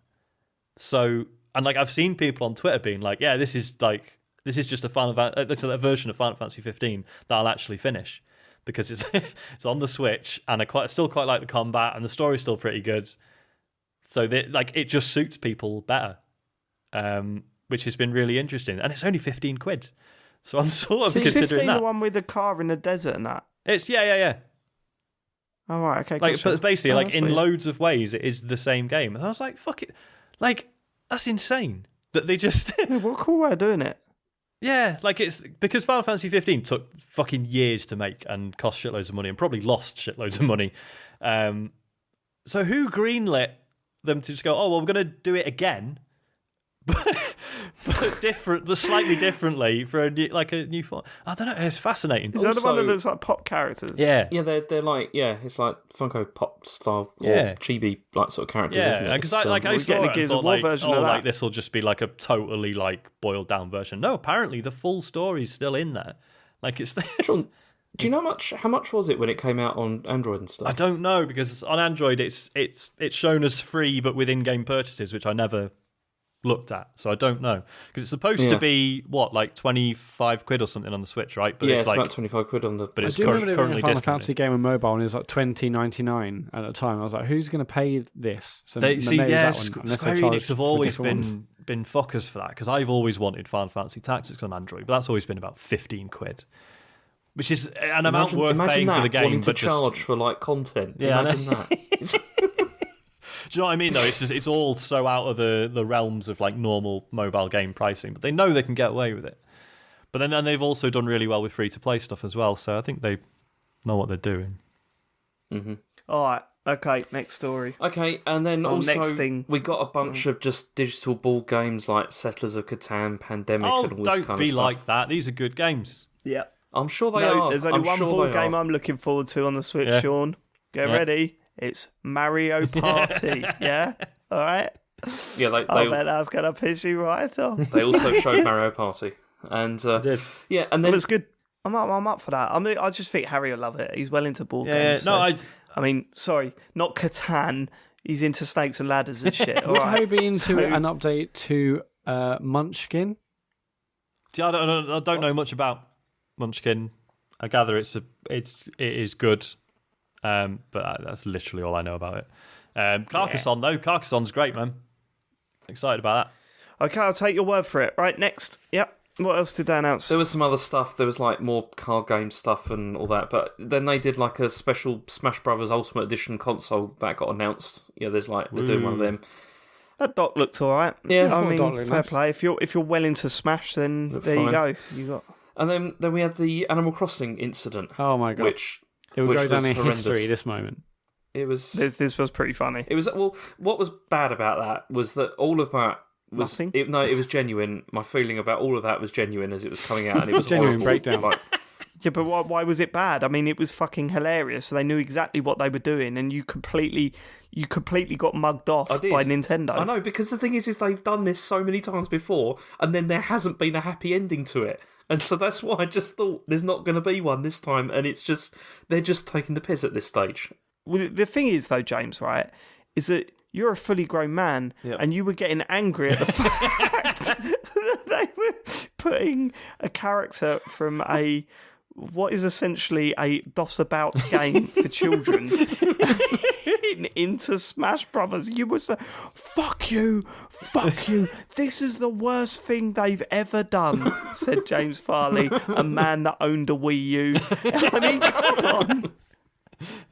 You really, really lost it on that stream. It was highly entertaining, but my word, I thought it was going to be another one of those like Animal Crossing festival or like some card game thing or something like that they were going to announce. You know, it was like, I don't know, especially just the way they did it was really well executed, like really, really well done. And I did fall for it like hook, line and sinker. But then there is the good news that there is going to be a new one coming in 2019, but obviously we don't know when that is. It's probably the end of 2019, slipping to 2020 or whatever. Yeah. But it's still good that, you know, at least some... Can I ask, that's not the title, is it? That I'm assuming that that sort of logo they put up at the end has always said "Welcome to Animal Crossing." Yeah, it's right. So that's not the title. There'll be like a animal. Was it Animal Crossing? The Twee Squirrel or whatever they're going to fucking call it. It's called Animal Crossing Town. That's the game. Yeah. Like, in bracket, open brackets, working title, close brackets. Town. Well, we've already had City Folk, so that does kind of work. But it's... I mean, God, there is. Let's try and name it. So it's going to be. If Town. Have we had something with Town in it? Yeah, we've had City Folk, but that was Animal Crossing Seasons. That's my guess. Yeah. That's my guess. What it's going to be called. That's a good one. Yeah. Yep. James, come on, you're the Animal Crossing. I don't know. Like, I can't come up with a title just like that. I reckon Animal Crossing. For fuck's sake, who Animal am I Crossing working with? Forest Friends. That's good. Forest Friends is a Because good one. I reckon they'll play on the Friends thing because, you know, all switch together, 4 of you can, I don't know. Oh man, what if they called it Animal? No, they won't call it Animal Crossing Switch. That would just be that'd be the worst. Go on, Sean. Animal Crossing Easy Life. Oh, that's another good one. That. These are great titles. James? Animal Crossing Takes to the Ocean. I don't know. Oh, that is awful. That is the worst one. It's not Sea of Thieves. You had more time to think ahead than the rest of us. What was it? Animal Crossing Takes to the Ocean. No, what was my one again? I can't remember. that's the episode Seasons, name, I think. Is good. Yeah, that's quite clean. I think that's all right. Can we call the podcast the Computer Game Show episode 121 Takes to the Oceans, please? Okay, You right, took the cool. good one. But anyway, so it's good that it's coming anyway. It's like coming maybe next year, but we'll see. Yeah, I'm sure you could get back to perving over little animals again. It's not like that at all, and that's. I mean, the Literally fact that a little you felt painting you of had the to one that respond you to the fancy. allegation is weird, but No, it's just grossly offensive, and it's just It's not like that. Yeah, it's a different way of surfing. It's not like that. Which means that there is something there. Yeah, It's just it's not just like not that. like that. Can It's we just- similar. no, it's not weird because I also believe I am one of the animals. Yeah. Also, I love Isabel. It's not just perving. I wear furry gloves when I knock one out. Right, okay, come on, let's go. Let's go. Is that The it? online Is that stuff, it? Yeah. sure, that we should talk about that now. Oh, Jesus. Anyway, well, I mean, yeah. it's easily Let's forgotten, go isn't to it? that. Let's Let's go face to it. Fucking hell. Okay, so there's a bunch of things for this, and I've stuck this at the end because it's one of those things, as I said before we went into this, where there's a lot of things that they announced, and then later on the caveats came, and which were kind of bad. So I'll take it as they did. We had the first of all, they talked about the cloud saving. So they said, you know, obviously now you're going to be able to, you know, save your save games into the cloud, so everything will be all safe and great, which is great. This is really good. James, before we move on, is that a phrase that you use commonly? What? I'll take it as they did. Not, I don't know. As I said that, I thought, I'm surprised you haven't picked me up yet on that. Oh, And I'll then- pick you up on it, boy. I'll pick you up. So anyway, Oh, God. James has lost got it. him. These are my favourite moments when James proper loses it like that. I'll take you as I did. My God. okay. Anyway, That's another So- episode title. great. Done again. He does sound like an Animal Crossing Does a character bit. when he Bit laughs as well. sinister. So, you know. Thanks. Sinister. That's a bit off. Anyway, How is that off? I've accused you of... All right, okay, fine. no, because that just doesn't, as Sean said, that doesn't deserve a response. It's just offensive. Okay. So anyway, the cloud saves, they won't be available if your subscription lapses. So this isn't the same as on PlayStation Plus or Xbox Live. With Microsoft, they just offer free cloud saves anyway for anybody. Yeah, I mean, as you should. Yeah, Go on. PlayStation 2018. PlayStation don't. Like, if you don't have PlayStation Plus, you won't be able to access them. But if you resubscribe, they'll restore them. But the thing with the Switch stuff is that it's not clear if there's any kind of like grace period or anything at all. And Nintendo aren't answering any questions about like whether if you just stop subscribing, they just delete them straight away. Which means They're they not- definitely Imagine don't. that. How many times have you accidentally let your online thing Exactly. lapse? Right. I just oh now you've got no more moons. That's the thing, right? So So this actually launches on what day, Farley? It's tomorrow. 18th? Well, Yeah. Tuesday, isn't it? So yesterday we're listening to this on the day this podcast comes out, and they've already announced that there's going to be like a 7-day free trial in the eShop. Now, if I were to use that trial, and then play games, saves are created, they're uploaded to the cloud, I assume, in a 7-day trial, and then I think, you know what, it's not for me. Then what happens to my saves? Well, I assume They'll you stay still on got your your Switch. local ones, right? So Okay, that's yeah. not So a still problem. You local. just, Okay. Yeah, but you wouldn't That's be good. able to restore from the online ones. It's just But like... then also, Go on, sorry. the other thing that's kind of annoying about it is because obviously you can't back up saves on the system. Like, because on like Xbox and PS4, you can back it up to like USB or whatever, but you can't even do that on the Switch. So this is like, it really is your only option, if something goes wrong, which is. I had a look at I can't remember if I'm actually a fan of the Nintendo Switch on Facebook. I might well be, but it comes up on my feed sometimes. I can't remember if it's just an advert or what. But so there's a thing about the cloud saving and like all the comments. I mean, fucking hell, I know I'm bad. All the comments were just people like, well, why should you get to use a service if you're not paying for it? Why are people complaining about it? And it's like, fucking hell. Because it's really stupidly short-sighted. Like you say, if you let your subscription lapse either through forgetfulness or just because it's due for renewal like a week before payday or whatever, or you just don't want to pay for it for a bit, the best way to get you to resubscribe is to not completely fuck you over for just that tiny lapse. Like, Also, if the bank sends you a new card, which seems to happen, like maybe like they've detected some like fraud, but it's not really fraud, but they're like, to save you, we're gonna close your account, get you a new card. Yeah. Would that signify also like a change or like if they change the card and like payment is denied because oh yeah, of I whatever suppose reason. if it Well, yeah, wasn't of course resolved it in would. time, Of that course would it would, be but a like- lapse. Yeah.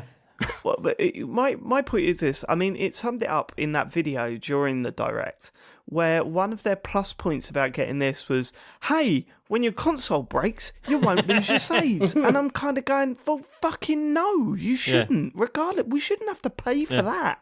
What is the matter It with feels you? more like an insurance thing. It's like, okay, I listen to some podcasts and they're like, well, do I mean if my Switch is not like, say, Steam, where you might have like a laptop and a gaming PC and you want the saves to move across them? This feels like it's just if you get your Switch nicked or you lose it or it breaks. Why they didn't make Tom Nook the face of Nintendo Online is beyond me, because it's a perfect match. Honestly, I sat there and I watched it and I thought about it, and all right, it's cheap. It's £20 for a year. That's good price, right?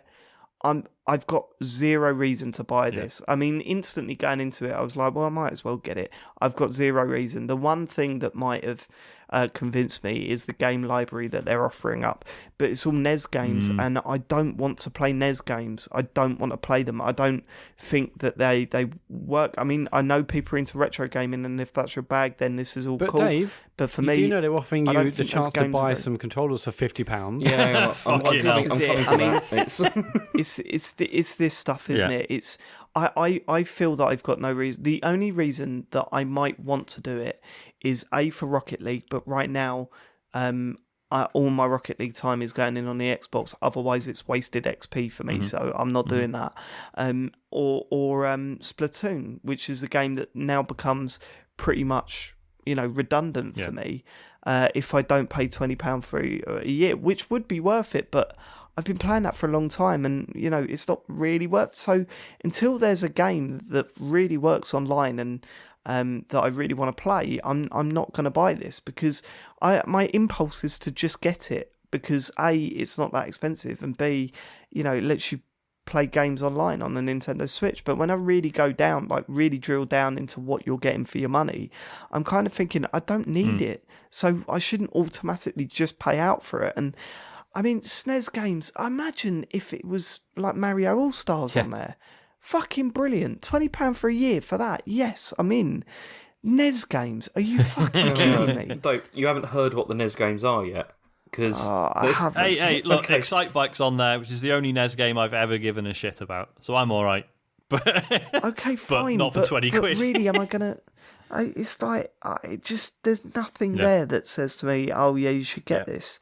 And I play my PS4 online. I play my Xbox One online, and you get games with them that, all right, not every month I'm interested in, but there's been enough in that year period that has sort of justified the extra money that I've paid. There's nothing here that's justifying it for me. So I think at the very least I'm going to put it off for a little while until I get to a point where I actually want it, rather than just automatically paying out for it. Do you know what I mean? It's crazy. So if we look at the NES games, so you've got like 20, it's going to launch with 20 of them, which is, I mean, they'd already announced 10, which is all the usual, the usual suspects, like Mario Brothers 3, Zelda and stuff. But then there's more coming later in the year. Like in October, they've got Solomon's Key, NES Open Golf and stuff like that. Then Metroid's coming in November with Twinbee and Warriors Woods and Ninja Gaiden stuff. Sorry, Gaiden in December. What's weird about that, because of the 20 so far, 12 of these are already on the NES Classic, that little console they released. But all the games are going to feature online multiplayer, cooperative and competitive play, etc. But the thing, again, this is where the caveats come in, because now it turns out that you have to connect to the internet every 7 days if you want to keep playing them. And if you don't, then you won't be able to. I mean, I didn't know how to feel about this. I don't think I care. It's just a bit weird that, again, this isn't something you would get with the Xbox or play at PS4. Like, it's just... It is annoying. I mean, the Xbox tried to do this and people went insane. Yeah. But it's annoying because if you go away or anything like that, and you haven't got internet access or whatever, then you can't play stuff or whatever. That is irritating. But I mean, honestly, how often do you go somewhere for that length of time that hasn't got a Wi-Fi point at some? You know what I mean? It depends. If I go to China, it's not going to work because everything's blocked over there, so I won't be able to play anything. Well, you really would. It's only these old NES games, isn't it? It's not like because the reason everyone went nuts with it on the Xbox is it was literally everything you've purchased digitally. Whereas in this case, it is just the NES stuff. But it's still just anti-consumer, this kind of thing. It's still not... It is, No, I don't think you'll find anyone that will argue against that. What we're saying is that when you really think about it, would that affect me? And the answer is ultimately no, it wouldn't, because for the majority of the time the Switch is at home, and you go anywhere and you can get some sort of Wi-Fi access. So. That wouldn't really affect me. But I think you're right. I mean, it shouldn't be there, but it is. And it's it's just the fact we've seen it done better on other consoles where it's like, do you know what? If this is, registered as your main console for this account, play whatever you want offline, like whatever. So, And then the final thing that came out was it turns out that free-to-play games won't require Switch Online. So Fortnite is still going to work. Yeah, Fortnite would be the only reason I would have paid. So thankfully that's not. So is that the distinction then? It's just free to play games. So Rocket League, Monster Hunter, whatever. Because remember, initially we were like, oh, is it just first party stuff? But it is just the free to play. But then in that trailer they showed Rocket League, so I was kind of like, that's a bummer, man. Because not only that, right? Okay, I got review code for that, so it doesn't really affect me. But people that have paid for it, I guess they knew this was coming. Yeah, it's always made clear, wasn't it? What about the general public that don't keep up with that sort of news? Are they going to be like, hold on, I paid 15 quid for this and now my kid can't play it unless he pays another 20 quid? I think we are going to be hearing stories like that because other people are not going to have any idea about this, are they? Yeah. And it's just going to be a bit of a shock, that suddenly it's like, okay, you got to pony up some money now. It's to play the games that you've bought. Yeah. It's they've walked into a bit of a PR nightmare with that stuff, haven't they? Because they've left it so long to implement this, and they've been selling games, and it's not ultimately clear. Like, I'd be interested to see a couple of weeks ago if on the Rocket League purchase site on the eShop it said, "Look, soon you ain't gonna be able to play this until you give Nintendo some money." So, it's a bit of an odd one. We'll see though. It's just around the corner, so we'll see how it's yesterday. how people react to it. It is literally yesterday, yeah. Okay, so the next bit of news is, this again is the ongoing saga of the loot crates, but it is worth looking at because this story, this is about, so the Belgian government is apparently planning to open criminal investigation into EA, but the initial story for this was kind of misleading because people were saying that Belgium have banned loot boxes. They haven't. What they've done is they've ruled that they are a form of gambling, and so if you want to include them in games, they have to comply with local gambling laws. So you have to, this means that if you're going to create a game that has it in, it needs to have a gambling license, and you also have measures to prevent minors from accessing like the gambling part of the game. So they introduced this, and they introduced fines as well of up to 5 years in prison and €800,000 if you didn't comply. So Blizzard, Valve, and 2K all disabled like loot boxes in Belgium, like in the releases that came out there, but EA just ignored it. And we're just going to continue on with it. So now the Belgian Gaming Commission that we talked about before has now opened a criminal investigation via the Brussels Public Prosecutor's Office. So it seemed, again, this is a tiny bit misleading because it hasn't happened yet, but EA might end up in court over this. And it seems that FIFA 19 is going to have the same, like it's going to have like Ultimate Team card packs and all that. So they're just going to continue to ignore it. And then they deserve to be punished. Why would you do that? Well, this is the thing, because there's been no response from EA about this, but the CEO, Andrew Wilson, said in May that EA Games, and this is the quote, he said, EA Games were developed and implemented ethically and lawfully around the world, and that it did not agree that its games could be considered as any form of gambling.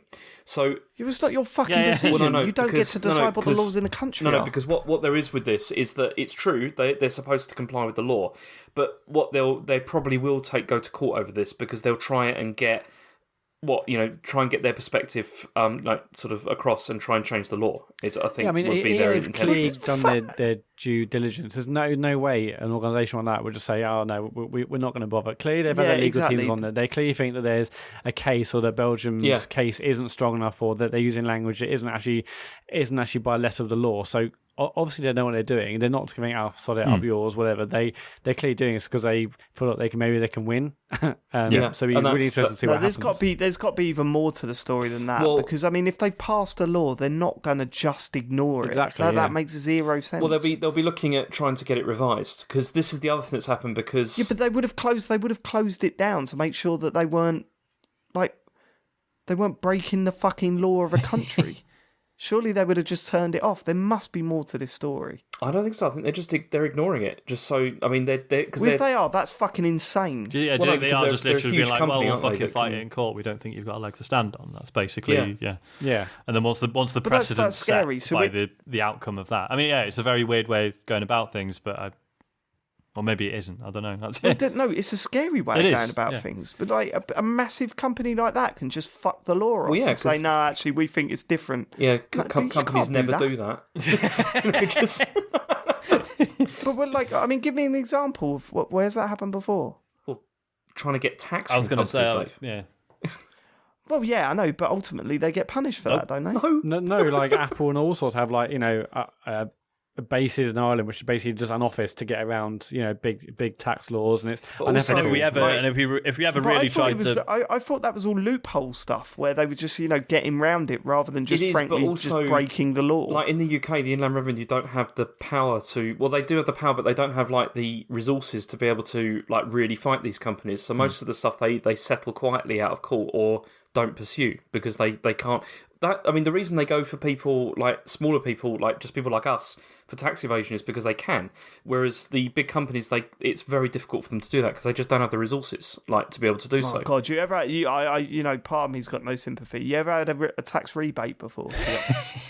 Oh, getting your fucking money out of them is a fucking nightmare. It took me nearly a year to get $1,000 back. Where they'd been, and at one point, the woman HMRC or whatever, she said, we noticed that you've called every day for a week now. The answer's still the same. I said, if I owed you a lot of grand, do you think you'd be calling me every day for a week? Or would you just send the police to come and arrest me? I said, get me my money back. And then the next week, I got my money. Shocking. But no, the companies frequently just ignore the law. Like in this case, in case they can Maybe I'm just fucking way naive then, but I just think that is just a stupid thing to do. They're doing it because I think they've got a case. So it'll be interesting to see where this goes.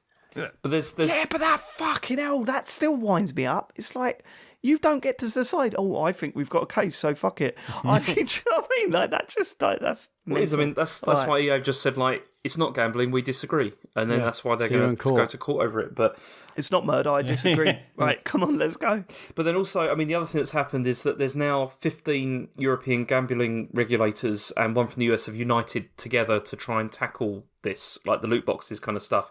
The key focus, so they're going to be having an event. This is the 2018 Gambling Regulators European Forum. That sounds banging. We should get tickets. Yeah, but the key focus to begin with, though, is looking at unlicensed third-party websites that are offering like illegal gambling that's linked to video games. So, do you remember there was that whole thing with the Counter-Strike Go lounge? CS:GO keys and stuff, weapon skins.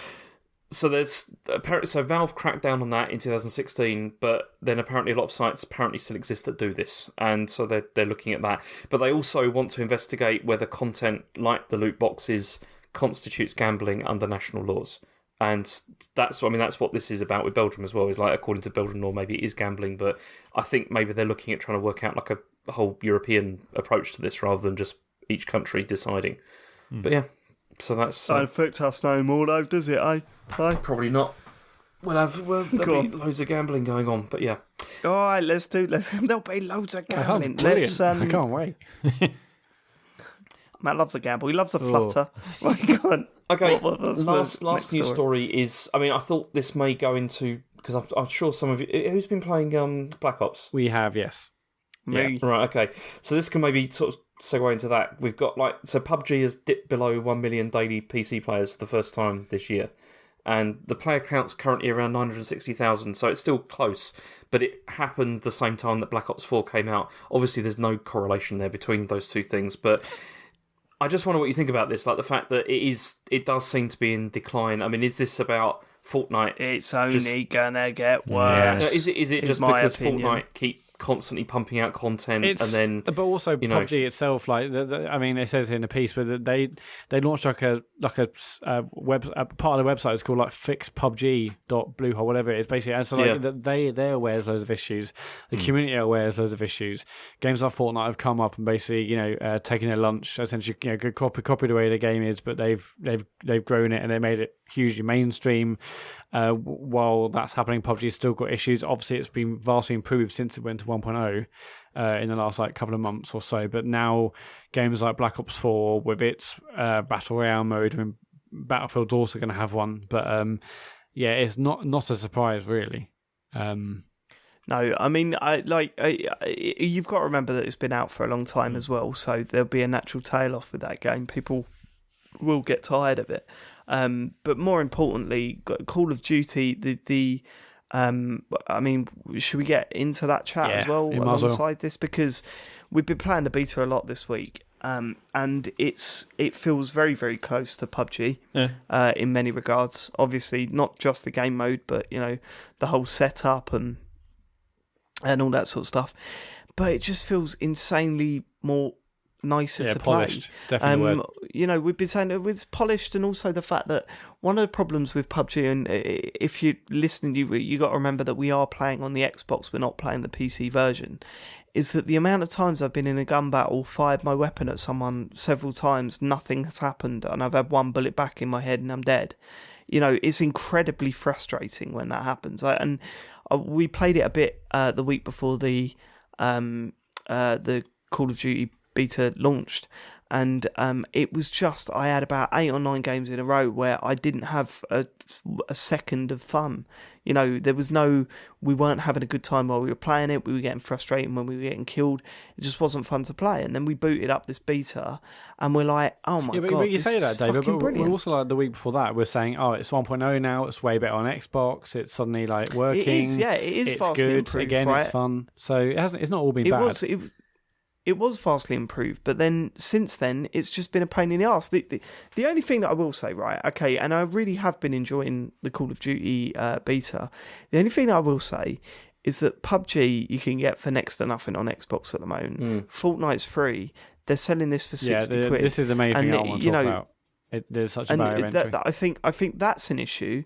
I also think another issue is that hardcore Call of Duty players that have been playing Call of Duty since, they buy it every year. It's the only game they play, and they're looking forward to this. And once they get into this game, you ain't going to be getting, victories. What they call it in this one? You ain't going to be getting a lot of them because it's going to be pumped with people with hours and hours and hours of experience on playing that game. And although it feels vastly different, it's still that first-person shooter that people have been playing for a long time. And I think there is going to be some weird. It's going to feel like a social experiment because I think it's going to be very, very hard to get good at. Especially surrounded by people that have played it. But, I don't know. I mean, I worry that is going to be the case. But Call of Duty, like the old Black Ops games and old like Modern Warfare games, the multiplayer. People played them, hundreds of hours, and they knew, every single pixel, every single millimeter of those maps. Some maps are very small, other maps are large. They knew the choke points. They knew which weapons, where to go, what happens when certain things kick off in the game. There's so many more variables in a battle royale game. That I guess you're going to get people who are just incredibly good at firing weapons, and they'll know which weapons to jump on and which to leave. But I'm sure we all will, because that's what the meta of the game will be, and we'll know from Eurogame articles or things on the subreddit. We'll know which are the good guns and which are the bad ones. I just think there's so many more variables in a battle royale game that it's not going to be the same. I worry that it will be. I hope it isn't. I think there's way less chance of just being like, if you bought any Call of Duty game 2 weeks after launch, it's game over because people know the maps and you're going to get crushed. I think you might have more of a chance in this. Matt, I think you might have a point had there not already been videos of people quick scoping people from across the fucking map. You see it on Fortnite every day. You see it on PUBG. You know what I mean? You see it on every. There's always going to be amazing players in every game. I'm really excited for this. I hope it's not going to be what we're so used to with every other Call of Duty game. Are you prepared to pay £60 just for that one? Obviously, on Fortnite it's free. There's also the season pass, like £7 or whatever. So there's not much there. PUBG, it was we paid like a tenner, but it's like 20 or 30 quid on PC. And this is 60 quid. So this is the biggest issue. I've absolutely loved the Black Ops 4 blackout mode. It's been great playing it most nights this week or last week. I've absolutely loved it. But am I going to pay 50 quid for a battle royale game? That's the issue. I'm not interested because that's the problem. No, it has got 2 other game modes in it, and this is what I was saying to our lot the other day who are going through the same thing. They're kind of saying, we've all got PUBG. We could play that. Although I think I'm having way more fun with this than I have PUBG recently. It is still that battle where it will scratch that itch. Now, obviously, that's all in this package. You've also got the zombies mode and you've got the multiplayer. From what I've played of the multiplayer, it's good fun. I've never liked zombies, so that's a big part of that package just gone for me because I'm simply not going to play it. As for the multiplayer mode, I can't see myself playing it that much. If I'm playing Call of Duty, I'm going to be playing this battle royale mode more than anything else. Yeah.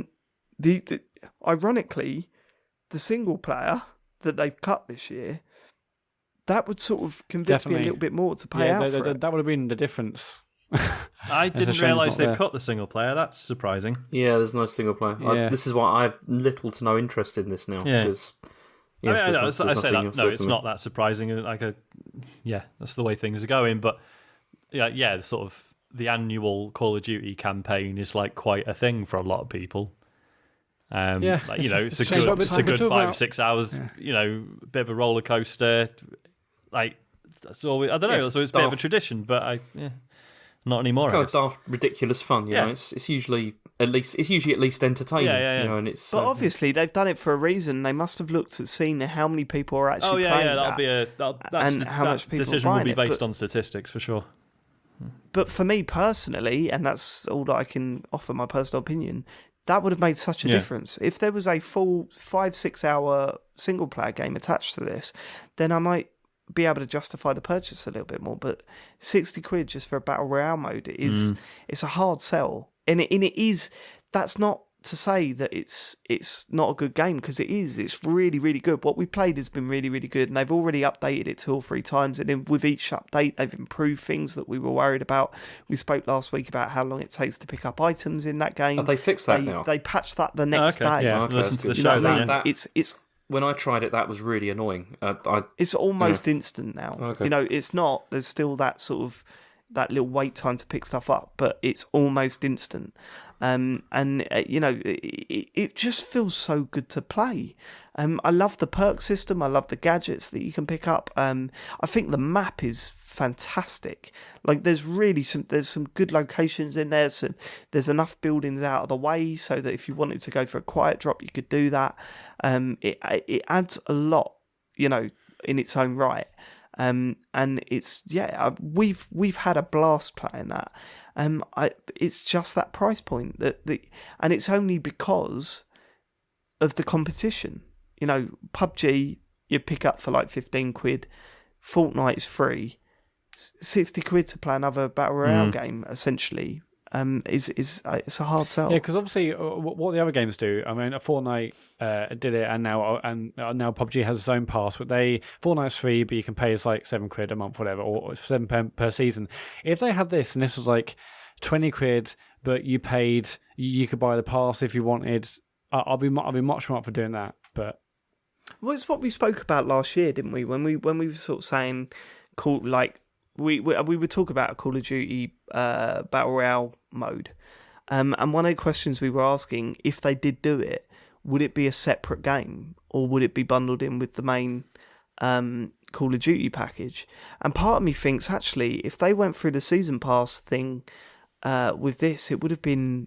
I mean, we don't know. It may be the biggest thing that's ever come out. it's going and it to might do blow crazy Fortnite numbers out of the water, regardless. I mean, it's certainly going to sell more copies of this than they did last year, I reckon. But yeah, personally, I would much rather either it was, I'll pay 20, 30 quid, and then but I'll do the pass as well. That would be great. But yeah, but fundamentally, the game is brilliant. The gunplay is, as we know from Call of Duty, it's just really solid. There isn't any of the sort of like worry. It's sometimes when you play PUBG, like, the guns don't feel great. The gunplay isn't amazing. Fortnite that's not really its strength either, but the guns all feel fantastic, and I love all the various scopes you can get and the various like things you can add to your gun. You can find there's like gold guns around the environment, and those basically have all the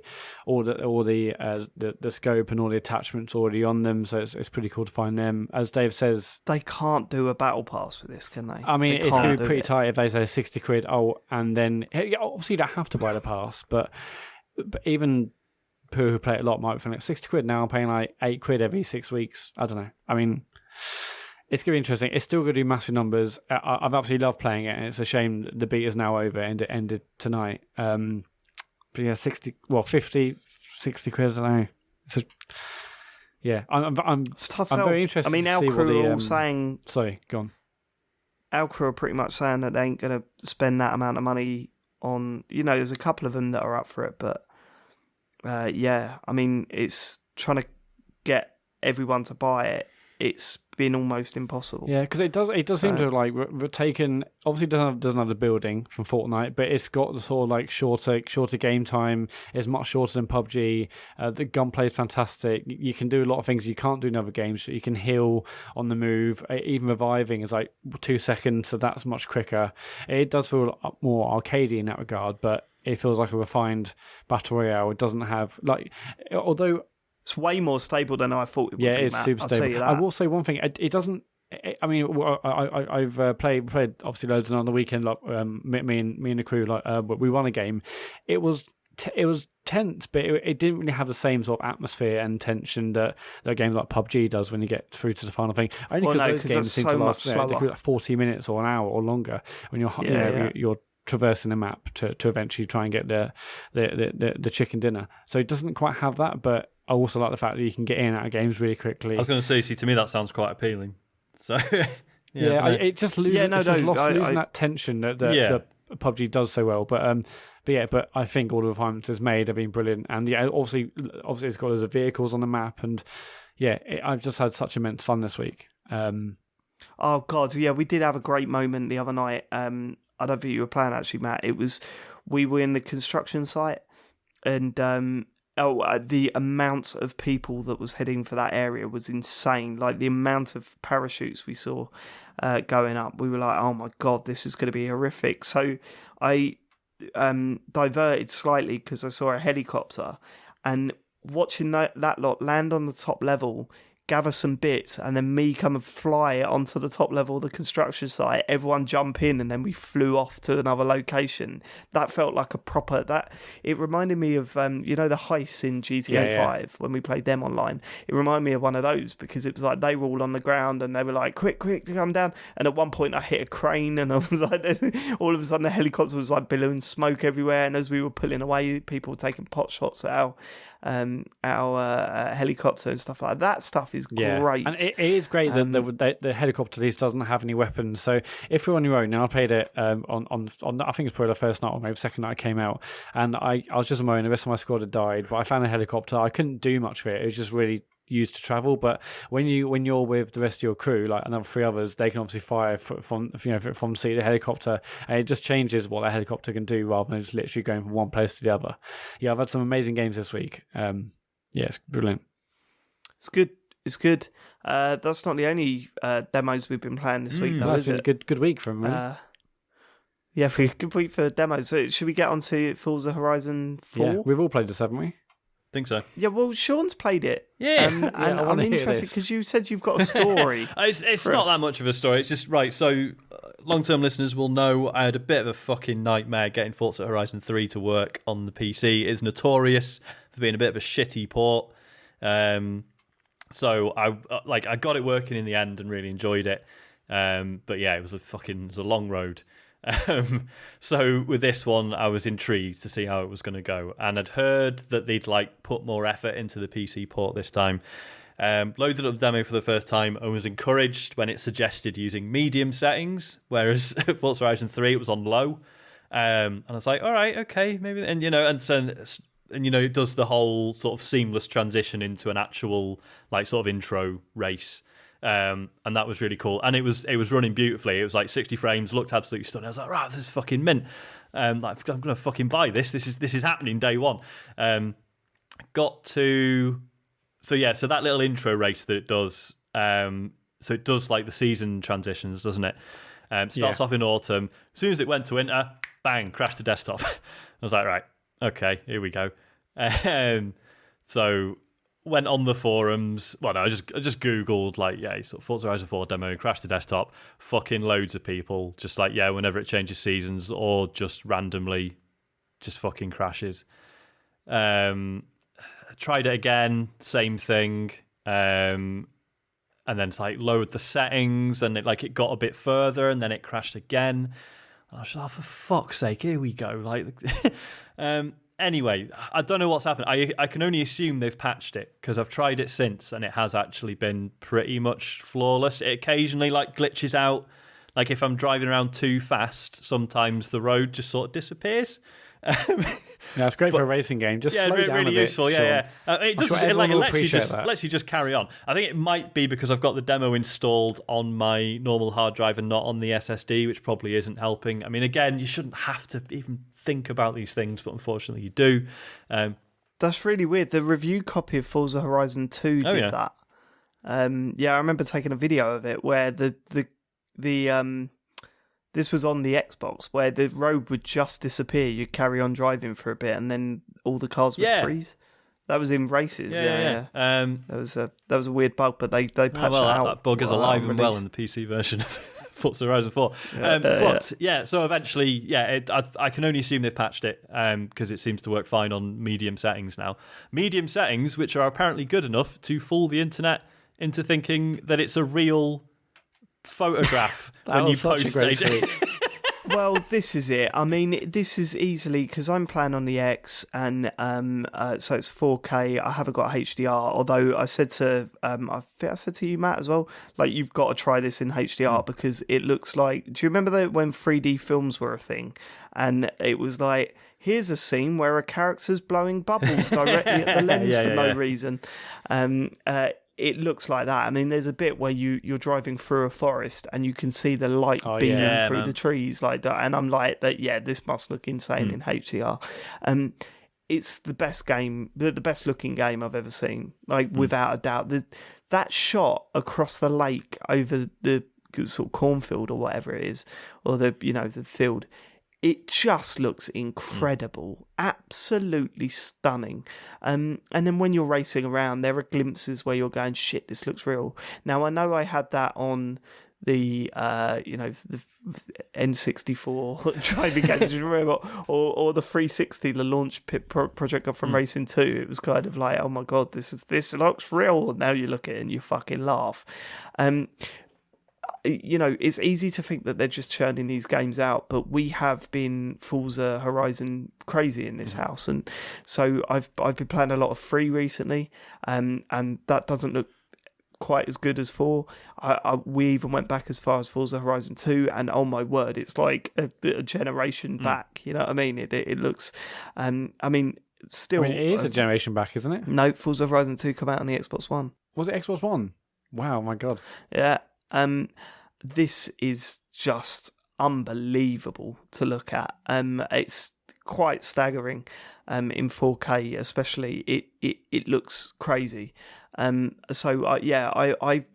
I've done that intro probably about 7 or 8 times now. The intros, I love the way it transitions from season to season. I mean, it's less fun when you're having to redo it just because it keeps fucking crashing. But yeah, I take your point. I can imagine. Forget that stuff. The bit when it transitions for that, even the voiceover saying, explaining that this is why this is exciting and stuff like this, and all that's, they've always done that well, and it has been the same thing every time. Don't get me wrong, but they've always done that well. And on this one, it's a shame that I'm not going to get those goosebumps again because I've done it quite a few times now. So, but the first time I did it, I totally got the goosebumps when you saw the car drive into the screen and everything, and then it sort of transitioned into you actually driving.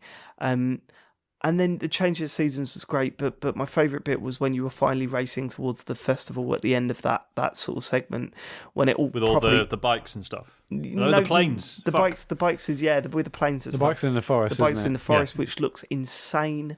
I just, I sat there with a massive grin on my face from start to finish, and I don't want to play any more of it. I just want to get the full game now and play it, because those games are just too good. They're just too good. They're so fun to play, and I've put 80 hours at least into each of the previous ones, so I can see that happening again, and not getting bored. So I mean, although I have my concerns that it's going to be a bit too similar to the previous ones. Yeah, that was going to be my only criticism, if you can call it that, is that there was nothing about it that I was like, oh shit, that's new, other than it being set in the UK, which is cool, and I really like that.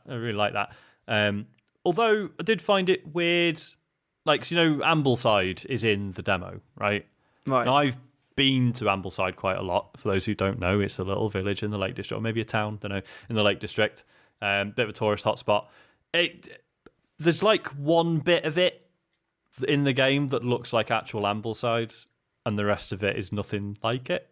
Yeah, which is fine. It's because there's like a bit that's right near it, and like I was like, well, that's nowhere near it in the Lake District. But I understand it's kind of a compressed, sort of truncated version of the UK. I'm not actually expecting a 1-to-1 mapping of the entire country. It just seemed odd to like name the place after a real place and have only like one tiny bit that resembles the town, and then, do you know what I mean? I mean, obviously the real reason behind this is that the actual the real life Ambleside would be no fun at all to drive through in a sports car. This is going to be my point, because it's crying out for London DLC, right?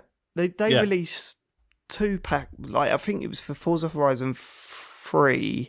They released 2 big chunks of DLC, ignoring the car packs that they put out. They did the Hot Wheels stuff and the Blizzard Island stuff, right? Yeah. You would naturally think London would be the perfect sort of, but it's not going to make for good racing, is it? You know what I mean? And I mean, forget that the traffic's going to be shit. Forget that stuff. But it's actually really tight. I suppose it would be good for racing. I don't know. It's. I'm sort of torn on that. I'm also torn on the fact we have Metropolis Street Race and Project Gotham. It will work.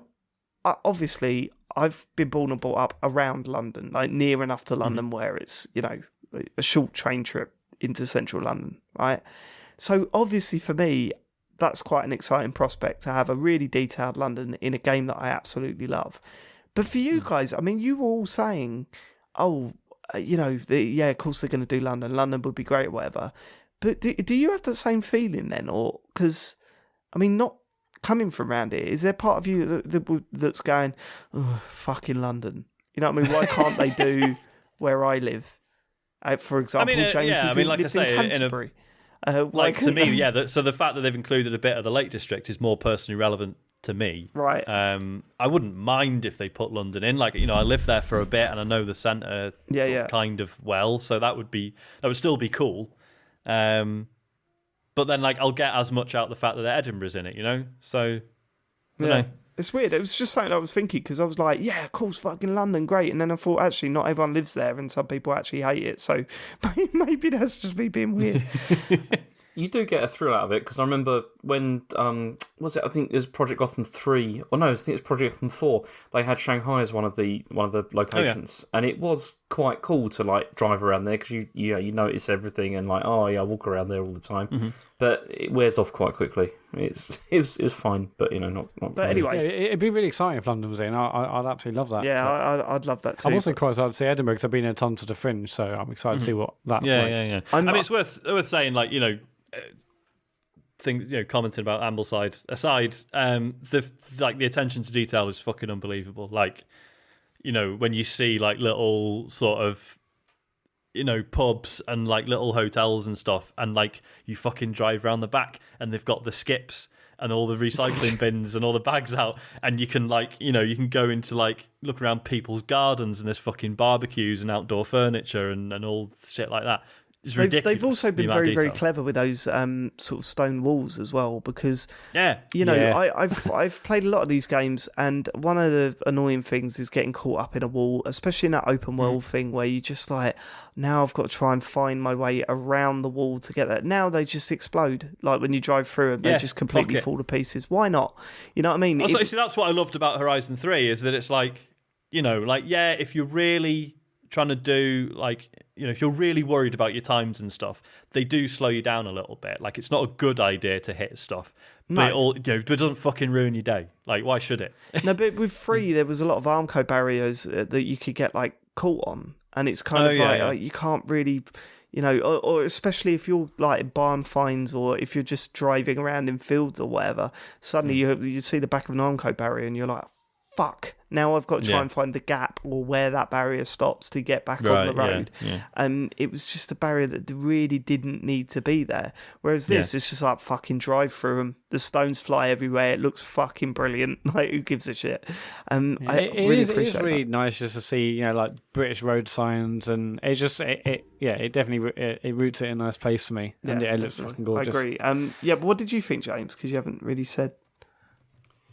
It looks stunning, as you said. I mean, I'm just playing it on the launch like Xbox, but it still looks amazing. Like, especially that opening.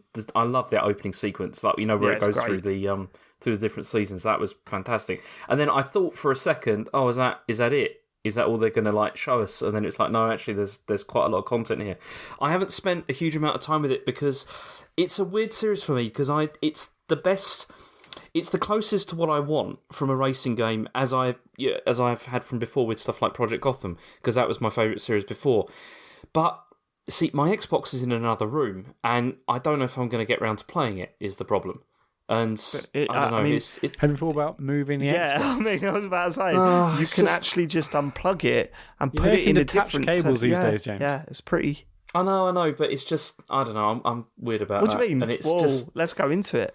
No, what do you mean you're weird about because that? This is just odd. No, because you see, I've got an Xbox in another room because that's the one I usually play multiplayer games on.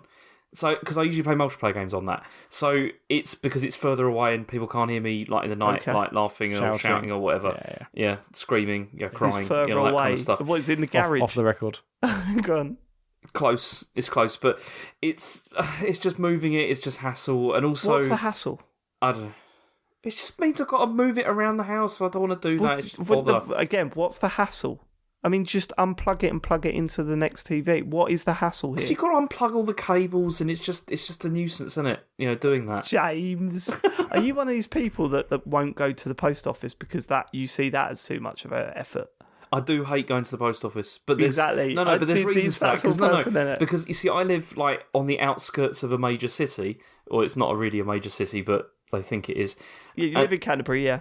Yeah, and the trouble is there's no post offices at all like open where I live, because I live in the sort of countryside a bit, and there's nowhere that's open. No post offices open anywhere. I know, but it's particularly bad here. It's really annoying. Like, you go there and they're like, yeah, we are but to open be fair, on Tuesday between James, 2 and 3. If you can't be bothered to unplug your fucking Xbox and plug it into a different TV, even if there was an open one, you wouldn't be visiting it. Like, I mean, honestly, unplugging an Xbox and plugging it. Oh, James, I mean, just get another HDMI cable and then buy like another Xbox brick. And I mean, I use my Xbox every day. It's a little bit different because it's like a standard figure 8 cable on the X. But even so, I also bought duplicate cables. Just unplug it. That's next level stuff. But well, that's way easier than having to reroute all the cables. Exactly. My system is literally unplugged. It's hard to do.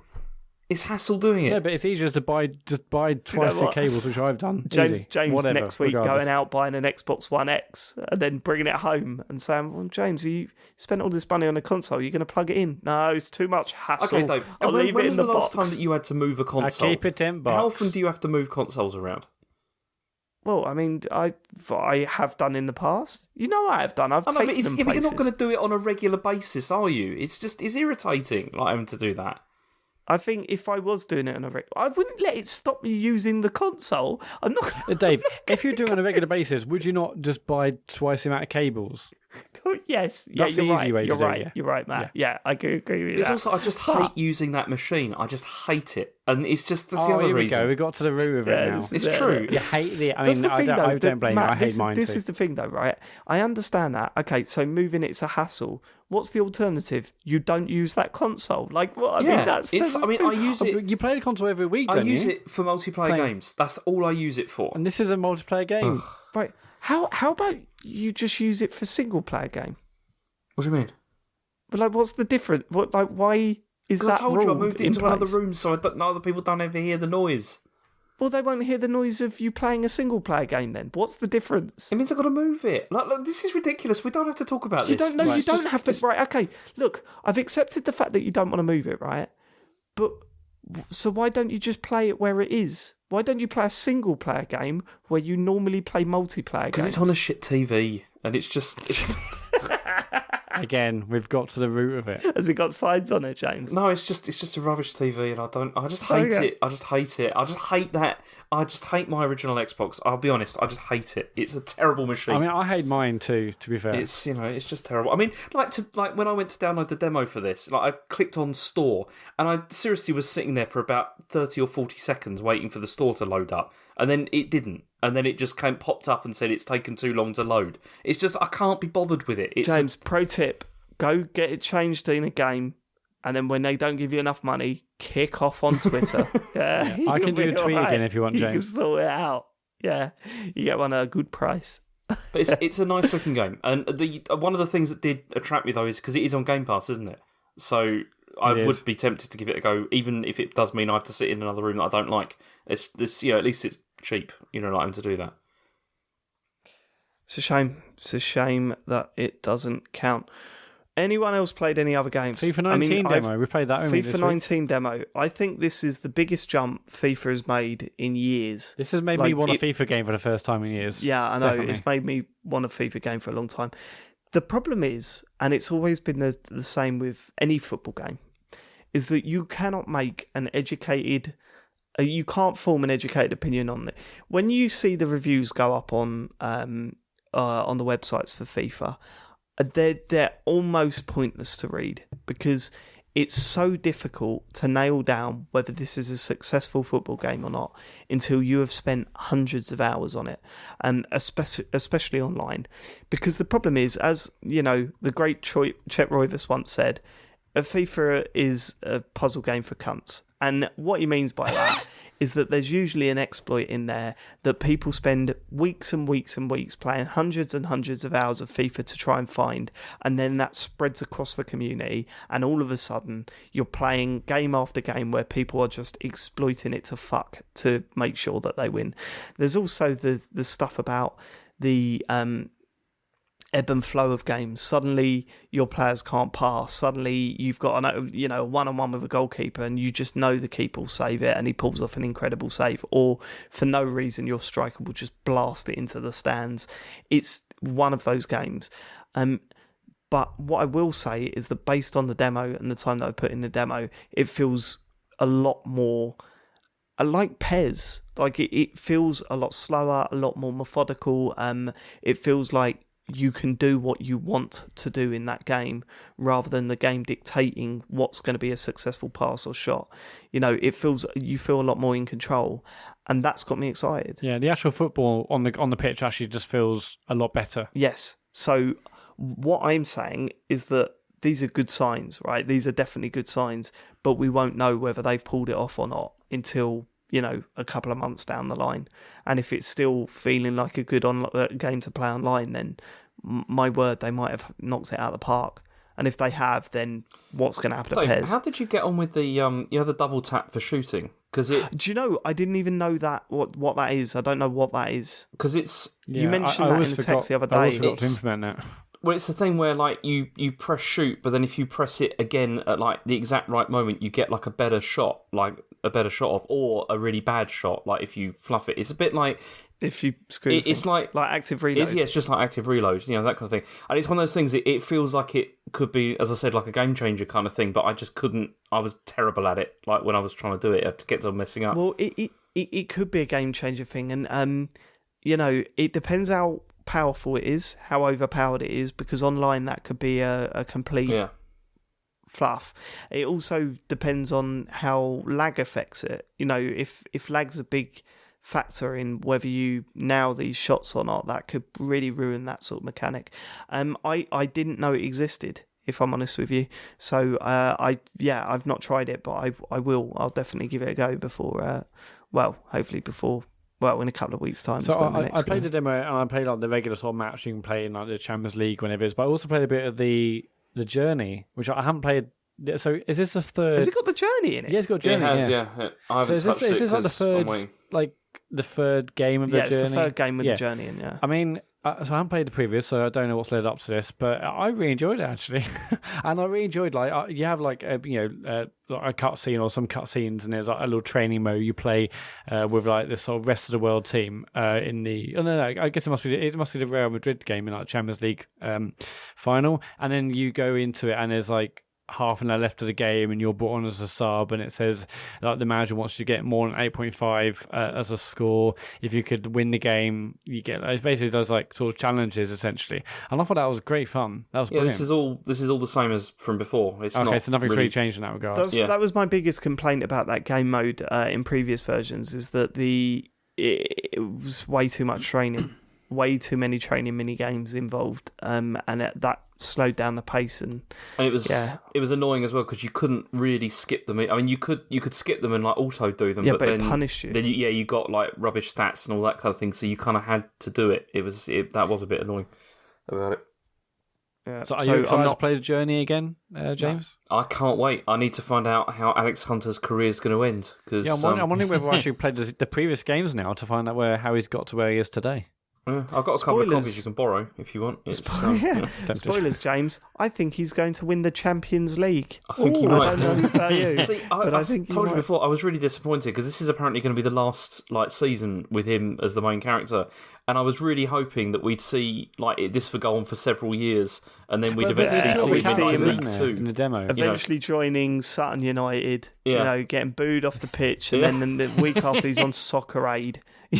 He's like, and then he just gets like really fat, and that's what I was hoping for. I was hoping we'd see like the whole decline side as well, But I assumed after he does or doesn't win the Champions League final that there'd be like an international career version, but maybe not. But also in this demo, you can play as two other people. You can't play in a demo, but in the full game you can play as. It's got so like his sister, I guess, because it's the same surname. Yeah, these were characters that are brought in. Well, okay, one of them has been in it from the beginning, and his sister was brought in the second season, and so I think you get because you got to play as her as well. They just added a sister in the second. No, it's all part of the plot, Dave. It's all part of the plot. It all makes sense, and but you got to play as her as well in parts of that, and also as Danny Williams as well. It's Should we do like a Journey spoiler cast? We probably should, yeah. We should do. I mean, how have we not thought about doing? Because I'll get a night off, but yeah, whatever. How have we not thought about doing a Journey stream with Sean Bell? Yeah. Oh fuck no! Imagine it. This is backfired terribly. Sean, that is so good. You playing through the Journey.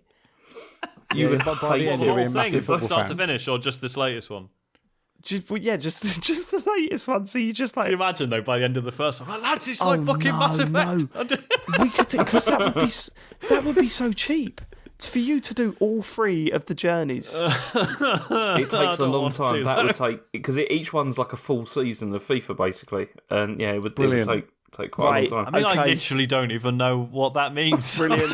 People on Twitter, Basically, if you want to see that, you're looking at several months of work there, Sean. It's like but it's all worth it. That is your stream. That's got to be. I'm playing Shenmue 1 and 2. Why can't it be a game that I like? Sorry. See, again, you didn't even get to the end of that sentence before you realised that I'm playing Shenmue 1 and 2. Yeah. And sorry. You're enjoying that though. Yeah, for what I am. It is. But James played through David Cage. Beyond Two Souls, Sean. That's one of the worst games ever made. This is our next stream. Every single episode, because I mean, you could pick up 16 for about £3 now. Can I just have one of James's many copies? You must have a copy. Have you got that? It needs to be PS4 for you to stream, though, isn't it? Yeah. Unfortunately, Is it on? Hang on. Is it on that? Is it on EA Access? Because I can do the PC version if there's one. Yeah, does that exist? There's some of them are on EA Access, I think. Yeah. I might be able to just do that. Oh my god, you're doing this. You're doing it. This is too good. Watching you play through. Oh my god, you're gonna have to learn how to play FIFA from scratch. Oh, this is. I mean, like, how should I? What difficulty? How should I? Like, should I try and learn to play FIFA first, or just go in? No, go in. straight in. And Straight also, in. what sort of difficulties do you think, Dave? Would you have to start on? No. Just the the easiest? default. What, just on like what, semi-pro or Yeah, like semi-pro in it. Yeah, you can't ask him to knock it out. That'd just be stupid. Because none of us have played a really hard game on stream either, have we, Matt? No, I mean, So, it's hardly any of us. Right, okay, you're doing that. You're doing it. Sean, come on, you know hell. that's too good. What if you loved it and you ended up like a massive football fan? Well, this is it. But just like at the end of the Dark Souls stream, I dressed up as Solaire. Sean would come in like a full Real Madrid kit. It's like, guys, I love it. I love It's in the I've got a badge. tattoo. Yeah, it's happening. Oh, the bit where it's going to ask him what club he wants to sign for, that's going to be just the best. What? And I'm just going to be like, I don't know. Yeah, Twitch plays FIFA. you're like, you know what, that Danny Williams, he's all right. This is the best idea we've ever had. Right, I'm going to really rush through Shenmue 1 and 2 now just so you can start your stream. Get out of my way, Dave. There's a juggernaut coming. Alright, okay, cool. So that's fuck. they're the demos done, and that's pretty much everything I've been playing. I mean, I've been playing a lot of Rocket League as well, but you don't want to hear that. Other than the Rocket Pass is a complete piss take of everyone's time. I have put a ridiculous... as I said, I've been off for 3 days ill. I have been that's been my sick game. I've been playing Rocket League and I'm only level 22 now on the Rocket Pass. And it goes up to level 90. I don't think anyone's ever going to... Well, there will be people that do it. This is just like the Fortnite thing. Like they make it so, if you play a decent amount, it will take you to the last week to get to the max level. Mate, it is insane. It's insane that you've got to play 10 games to level up once. On average, because all right, you do get your weekly boosts or your daily boosts or whatever, but I mean, even then, you're struggling to get anywhere near where you want to be. It's crazy. I can't do this again. I can't do it again because I'm not going to stop. I mean, during the week, I'm going to try and get my 2 games that give me the XP boost, and then for the rest of it, like the weekends, I'm just going to fucking hammer the game and just see where I end up. But right now. Dave, this is like that time when you said ages ago, Matt, like, we noticed you were playing Fortnite, we were all playing something else, and I was like, well, I can't, I had challenges, I got challenges, I got XP to get. But I have still been playing other things when my friends have been saying, let's go and play this. But you have said, I can't play you because I don't want to lose my streak and I've got XP to get and stuff. Yeah, no, I don't want to play with you because I'm actually quite good at the game now. Yeah, but I'm saying it does consume your life. You're like, well, the XP, I've got to do XP. I have vastly improved my Rocket League skills. It's been insane. Like, I'm now a high gold player, nearly, I think, diamonds the next one. Or I can't, platinum, I think, is actually the next one up from gold. Me and our friend Zeno we've been playing doubles a lot. And we finally got matched against, we're both gold 3. We got matched against platinum players. And we were like kids that were able to play with professionals for a bit. Because we were like, wow, these two are amazing. They're not missing anything. And I could still see room for improvement there because, they are only platinum. They're not champion status or anything like that. But it was kind of like, wow, you guys are really, really good at this game and we can't sit and get angry at you because you know what you're doing. And then when it come up that they were both in platinum, it was like, right, that's the level we need to work towards now. We need to get to that point. The matchmaking system in that is really good. You really do notice the difference as you go through the leagues. But yeah, you've heard it all before. It's a good game. I'm still playing it. Yeah, and it's just I'm a little bit disappointed with the Rocket Pass thing. It seems like really hard to get anywhere. But yeah, good game. Has anyone got anything that we haven't spoken about? I've just got Yakuza 2 because I finished that this week. Go on. I won't go into massive depth because Thank God. Well, no, shut up. There's. Am I right, Sean? Jesus. When you talk about Yakuza, it's rubbish, isn't it? Jury's still out, mate. I'm keen to go back to it. No, keen? Not that keen. Super keen. Go on. So anyway, I finished it over the weekend, and it's odd because I've got kind of mixed feelings about it because I feel it's got the worst story of each of the games I've played so far. So I've played like 0, 1, and 6, and now this, and it kind of I can kind of understand why, because this was built off like the PS2 era game, which was like that came from the first one, and it just feels like a bit of a step backwards compared with what I've played since, which makes sense because the stuff I've played more recently is much newer. The story is just really basic, and I didn't really enjoy it too much. Mostly because they just really sort of like telegraph everything that's coming. It's like you can really see all of the main sort of story beats, and the twists are not too exciting because you really saw them coming. But the thing about it is that even though I felt like that, the game kind of made me reevaluate what these games are like, and so it's something I wasn't really aware of when I first began, because I was kind of after I played 0, I absolutely loved it, and then 1, I came to it and kind of felt, okay, this is good, and it's not quite as good as 0.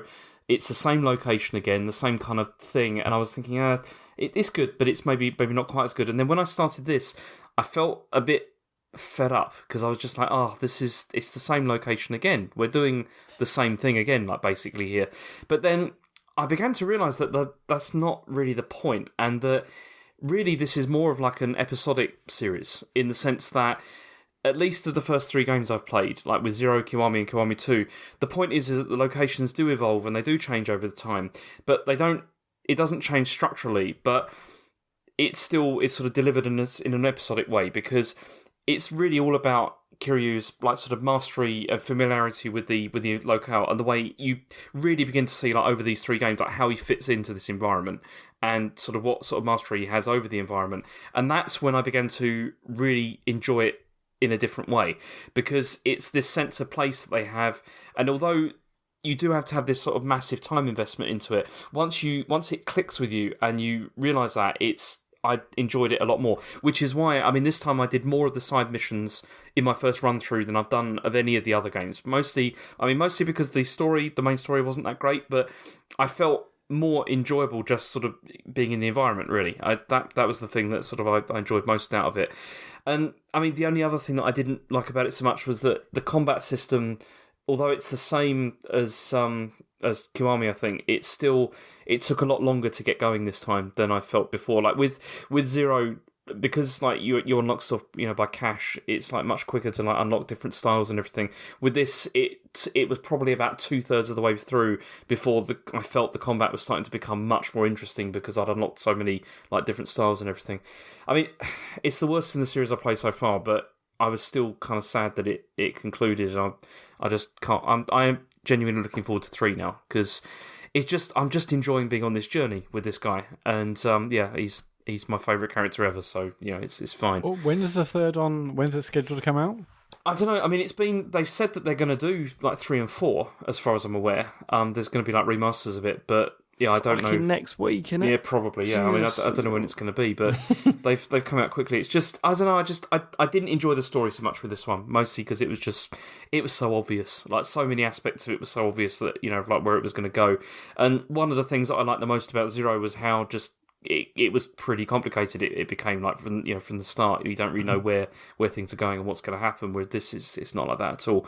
And 6, I felt told a better story, like a more interesting story about like the end, the end of somebody's sort of position in this society. That was more interesting than this. But what do you know about the actual development of these games over the years? Have they like totally switched like teams and writers, or was it just that obviously the older games weren't as good and they've got more refined and better as a result?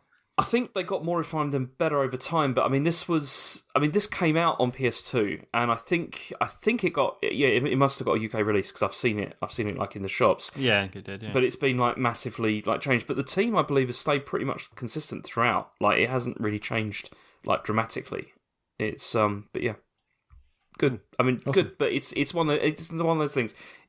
It's horrible to say, but if you're into this, then you'll like it. But it's still, it's true though. This game is absolutely not the one to play to get you into the series. Like I really wouldn't choose this one. But so Zero is still the best one in that regard. Yeah, I think so. I still think so. Yeah. Sean, you got anything for us? So I was going to talk about Destiny 2, but we've got a question about it, and kind of basically it sort of frames what I wanted to talk about anyway. So I might just move on to that. Let's do that. If that makes sense. So right. Let's do it. I mean, I've been playing Spider-Man, but I'll talk about it next week. Oh yeah, Spider-Man. Next week? No, you won't. The week after. Okay. Yeah, mate. Email from Matt King. If you want to send us an email, do so at thecomputergameshow@gmail.com. Matt King sent us an email, says, "Hey guys, now that Forsaken has been out for a couple of weeks, I was wondering if you had any thoughts about the game's change of direction, particularly given the details of the new raid that launched on Friday. The last time there was this much hype and goodwill towards Destiny was 2015's The Taken King, with over 37,000 players completing the King's Fall raid on day one. By comparison, only 18 people completed the new Last Wish raid on day one. That's 3 fire teams in the whole world, due mainly to launching at a massive light level penalty, even for players who'd been grinding for 10 days straight to prepare. Also, only 5 of the first 50 completions were on console. It seems that Bungie has gone really deep into the hardcore, unforgiving PC/MMO territory with this one, which some people are loving. But even though I thought vanilla Destiny 2 was lacking depth, I love Destiny because although it took elements from MMOs, it made them more accessible and fun in the process. When the Last Wish was finally beaten after 19 hours by a team who apparently had used exploits to bump their levels higher, it altered the game world for all in really cool ways. But for those who would normally be able to attempt the raid at launch and maybe complete a couple of encounters, this time we were having the door slammed in our faces, and it felt alienating as hell. The vast majority of raid fans weren't part of the chase at all, and instead were encouraged to just watch streams of other people solving the puzzles rather than playing the game themselves. So I'm interested in what you think of all this, good, bad, or indifferent, and whether you'll be playing it yourselves. So yeah, so I talked last week about this sort of clumsy negotiation between appeasing the entire fan base, because on the one end you got people like me who treat it as quite a casual experience, and then who really liked vanilla Destiny 2, and then you've got people who take it more seriously and felt that there wasn't enough to do. So they've tried to address that with this, and they've added shitloads more to do, and they've added more difficult things to do. But now that the raids come out, it turns out that actually even people who've been playing the game solid since Forsaken came out still weren't even remotely strong enough to do the raid. And it was like, and it's a big thing for Destiny players that when a new raid comes out, they all try and like race to do it as soon as possible. And like everyone in the community is like chattering with each other, like everyone's trying things out and figuring out strategies and stuff. And yeah, they've made it so hard that basically most people have been shut out of So that. how have they made it hard? It's not just a case of getting a good light level, or is there other things? It is, yeah, it is literally just that. Like, you need, so the soft cap is like 300 now. So for those who aren't familiar, you'll play through the story and you just like every item you get will be like a little bit better. And so you constantly, like, your level's sort of going up and up and up. And then it gets to a point, in this case 500, where it kind of stops, and there are specific things you have to do to then get items that are better. And that's your sort of your end game grind, really. And yeah, basically, so people got to that point and have been playing solid since it came out. And then now they've got access to the raid, they're finding they're still not even strong enough to do it. And and it's just weird. It's such a weird decision that they've. I don't know. It's almost like a two fingers up from Bungie, but in a really silly way. Yeah, but at the same time, they've had tons and tons of feedback about how there wasn't enough end-game stuff and there needs to be more to do. And I think the argument is that, like, usually, because the raids are split up into all these different encounters, it's like, and you can do, like, just the first one and get one raid chest and get one bit of raid gear out of it, right? And then that'll give you a bit of a leg up for the next attempt. So what generally people would do is, like, yes, they wouldn't be good enough to finish it, but they can chip into it, they can do a bit, get some items out of it, come back out, try again next week. Whereas in this case, it's even that first encounter is just fucking impossible. Yeah. So, just it seems like they've just fucking misjudged it a bit. Like, it's really cool, the stuff they've done, like Matt mentions. So now the raid's been done, like, you know, everyone in the game got a little cutscene, and it basically, spoiler, doing the raid was actually what the baddies wanted, and now it's helped them out, and some things are going to change. I don't actually know what's changed in the game world, but yeah, people are saying, like, certain encounters and stuff have altered now. For my part, I talked last week about wanting to unlock the Dreaming City, which is the end game area. I've done that. It's fucking amazing. Like, it's absolutely stunning. Like, there's loads of, like, difficult stuff to do, but it's not, like, impossible. It's just, you know, like, properly having to think about how I'm using my abilities, my gear and stuff, and that's really enjoyable. Like, there's this new fucking, what's it called? Something, it's a well, it's like a giant area where basically, do you remember the Court of Oryx from Taken King? Where This you just one shoved items last into week. it? Yeah. It's basically that, but it's sort of more involved encounters rather than, like, here is a boss. It's like I've only done, like, the lower level stuff, which is basically like just clearing out waves of enemies against a timer and stuff, and having to move around between these different points, and yeah, it's really good fun. Sort of keen to see sort of where that goes. But yeah, the Dreaming City is just, like, visually, it's just unbelievable. Like, absolutely stunning. And I'm keen to see, because this is the area that, like, every 3 weeks it, like, changes, whether it's just, like, rearranging existing elements or if, like, new things will appear or what, I'm not entirely sure, but I'm really excited to see what that's about. So, like, for my part, like, I'm basically fine with what they've done, because for me, like, doing the raid is like 6 months off anyway. So, like, I'm quite happy to just chip away at, like, daily and weekly objectives and get more gear and stuff. And, like, I'll only attempt the raid when I'm, like, many levels higher than I'm supposed to be anyway. So for me, it's not really a problem. But again, it feels like in trying to make it really hard for people who really like it being really hard, they've actually put off the people who are really keen to dive into that stuff straight away. And actually, it's played into the hands of people like me who don't really care now. I suppose I can see what I can see what the emailer was saying, though. You know, you want to be part of that discussion, but because of the barrier, you can't be.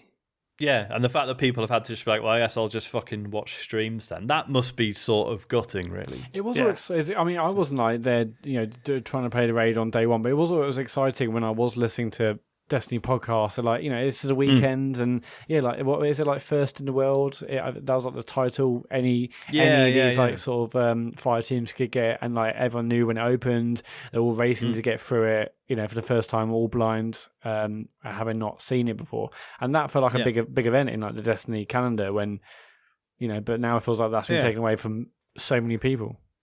Yeah, so it's a shame. I mean, like for any of you guys, like this is not even relevant. Like if you wanted to, if you were considering getting it, or anyone who's listening who's maybe lapsed or never played Destiny before, like this stuff doesn't really matter, or it certainly won't matter to you for a long time. But yeah, it is just considering they've done so much to try and pull in that, the sort of more hardcore end of the fan base back in. It's just a really weird and slightly dumb move. So yeah, that's basically it. Yeah. Destiny being Destiny That's again. Destiny. Yeah. But you're still enjoying it though. You're still immensely enjoying it.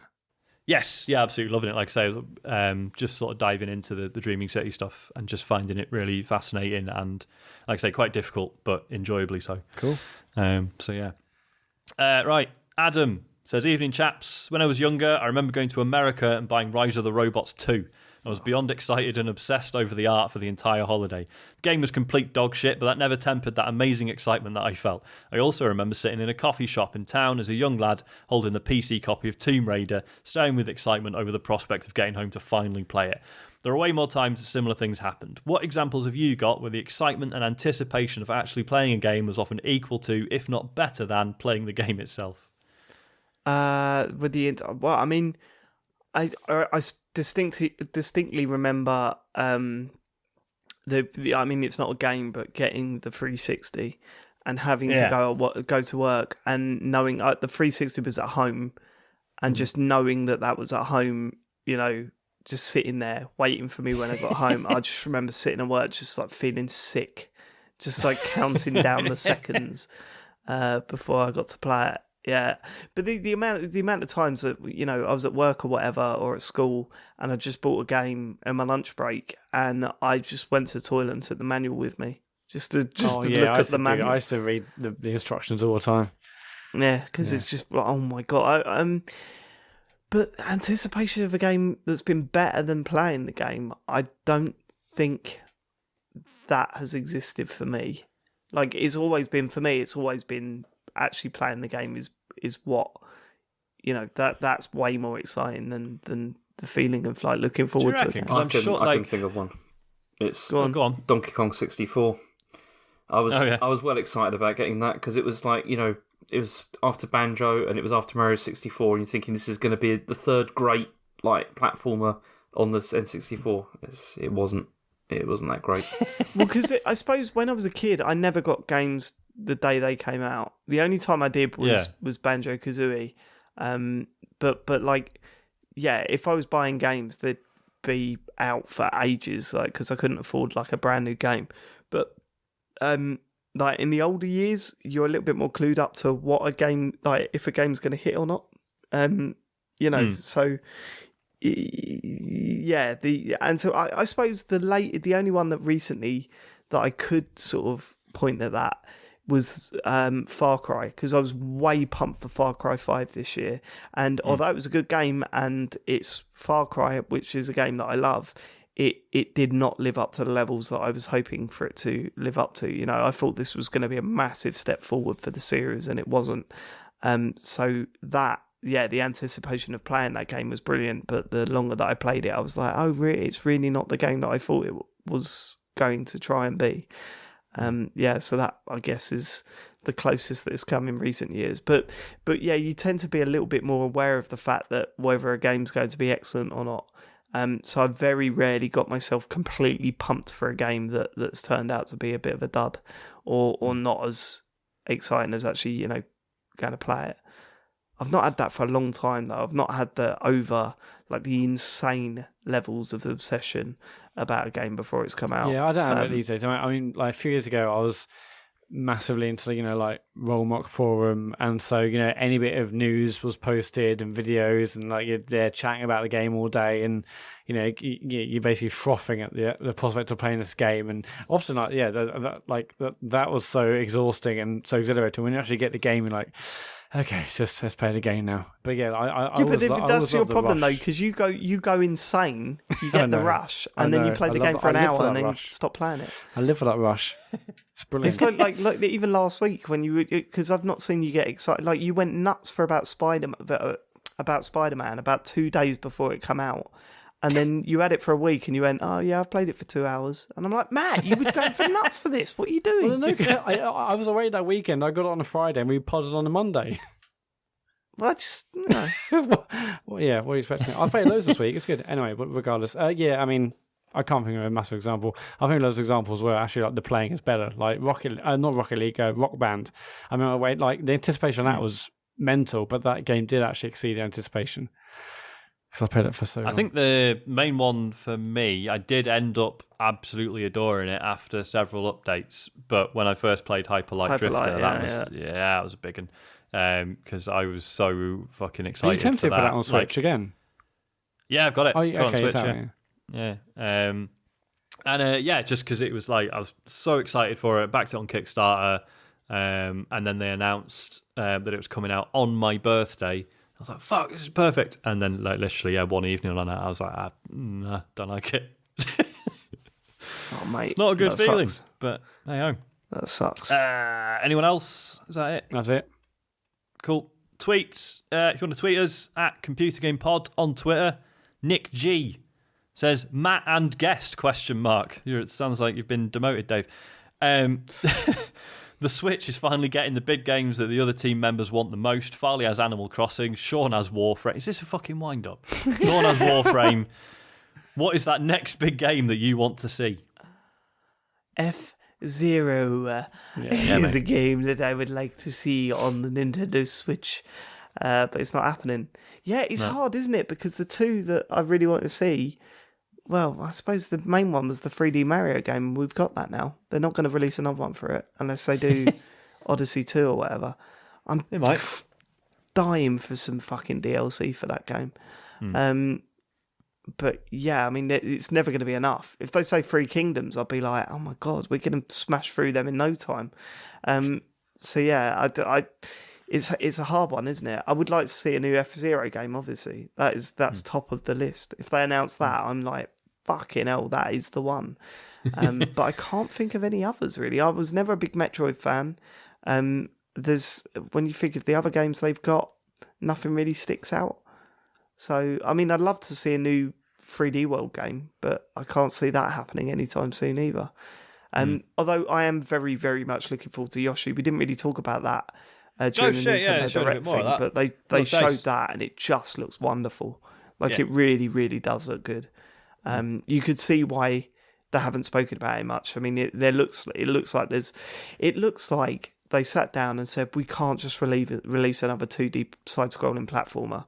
So they took a step back and really expanded on this crafted world idea, and it looks way more like 2.5D, walking in and out of the screen and stuff, and everything they showed looks wonderful. So yeah, I'm looking forward to that. But the Switch games I really want, I'd love. I want Mario Galaxy 1 and 2.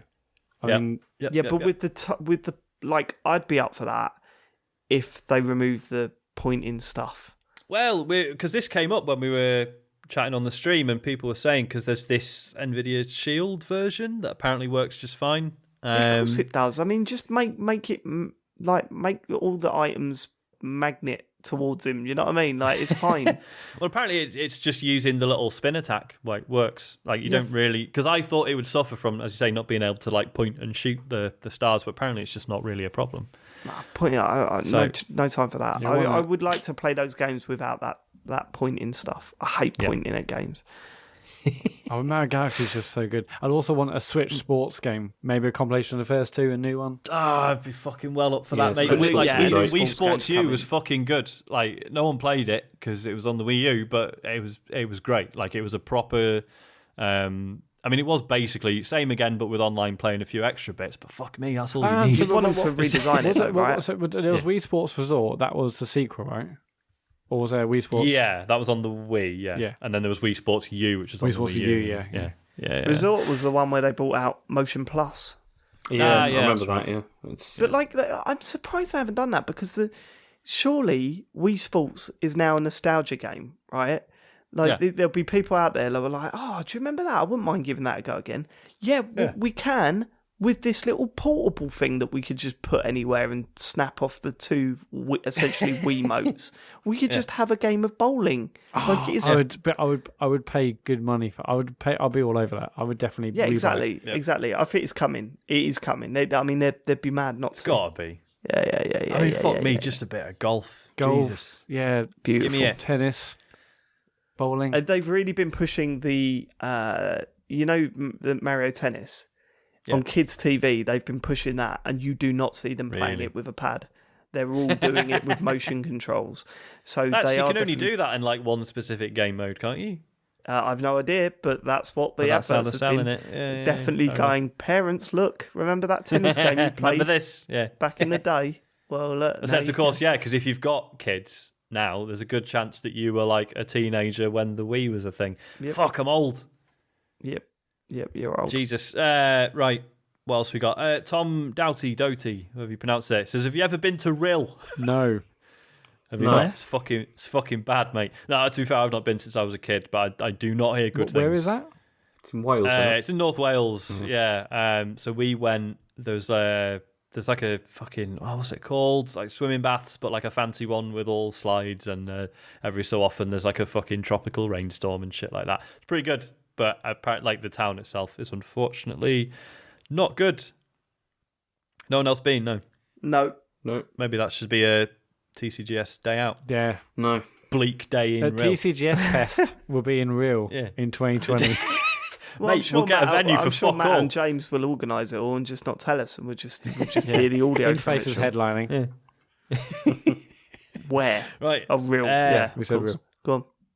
Lee Hennigan says, why is Destiny called Destiny? Surely the most arbitrary, no relevance to the actual game title of all time. Did Bungie pick it out of a hat? It is bollocks, to be fair.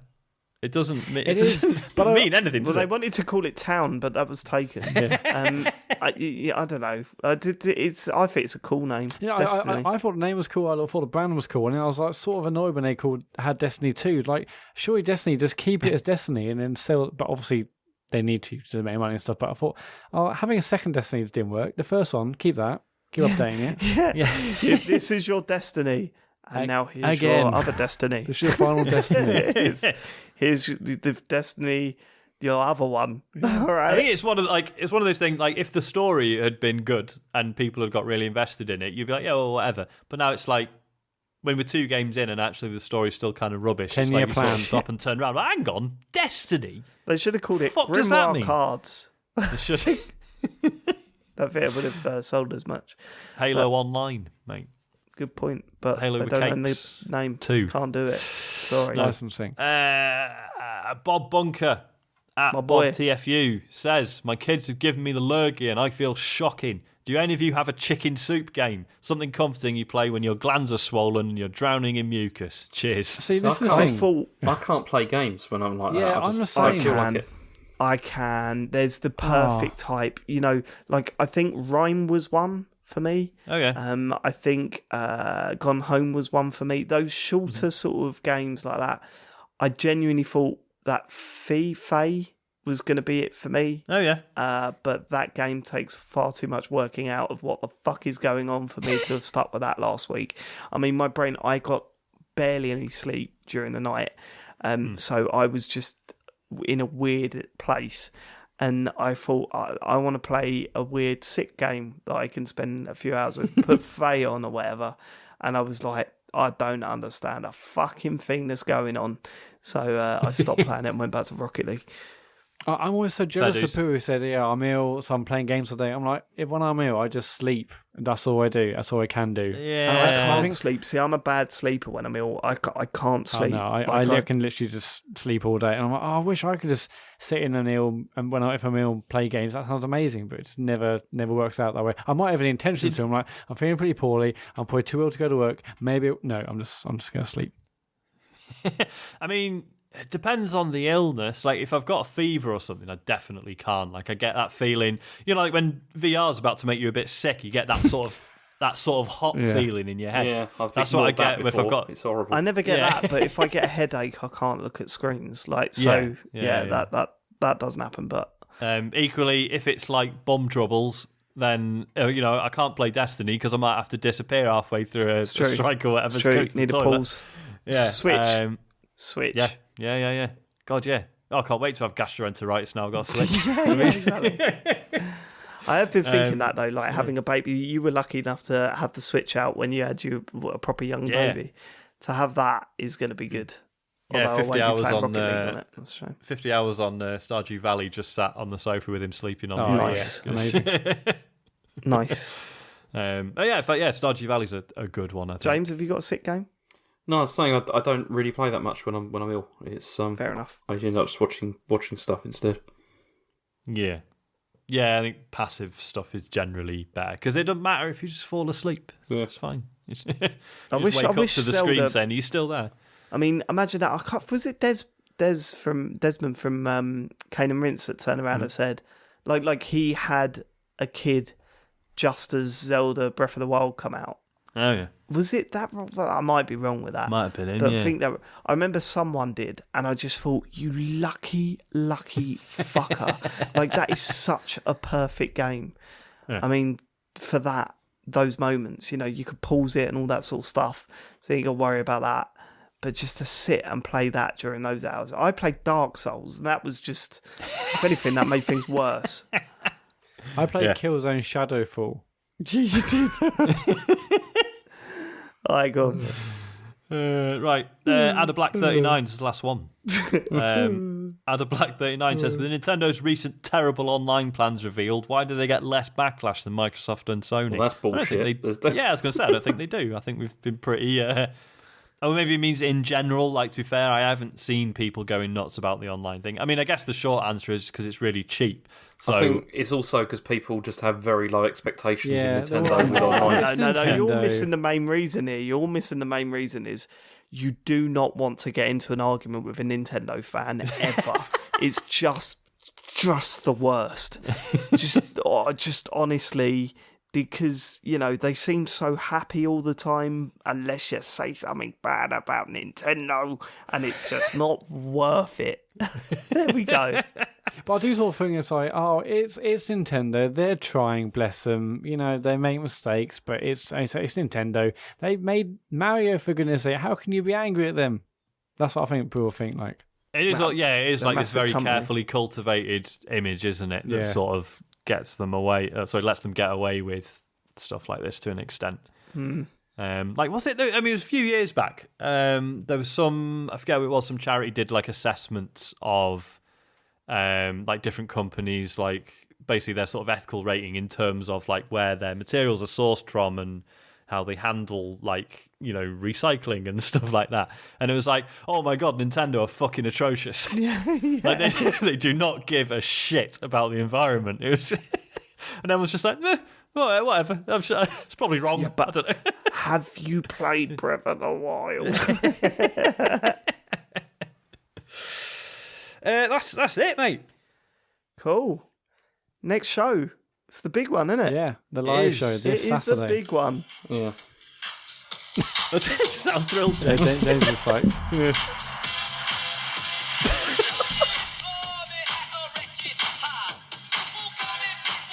Come on, James. Come on. We're all getting excited, mate. We're all getting pumped. It's not Next happening. week's gonna And be good. this is ridiculous, and it's horrible now. I'm starting to get scared, actually, about this. Cause It's like that, James. And that's the way it is. I cannot wait. Get the cardboard ready. Shit is going down. I ain't doing nothing. Live on It's stage. ridiculous. James breakdancing at EGX.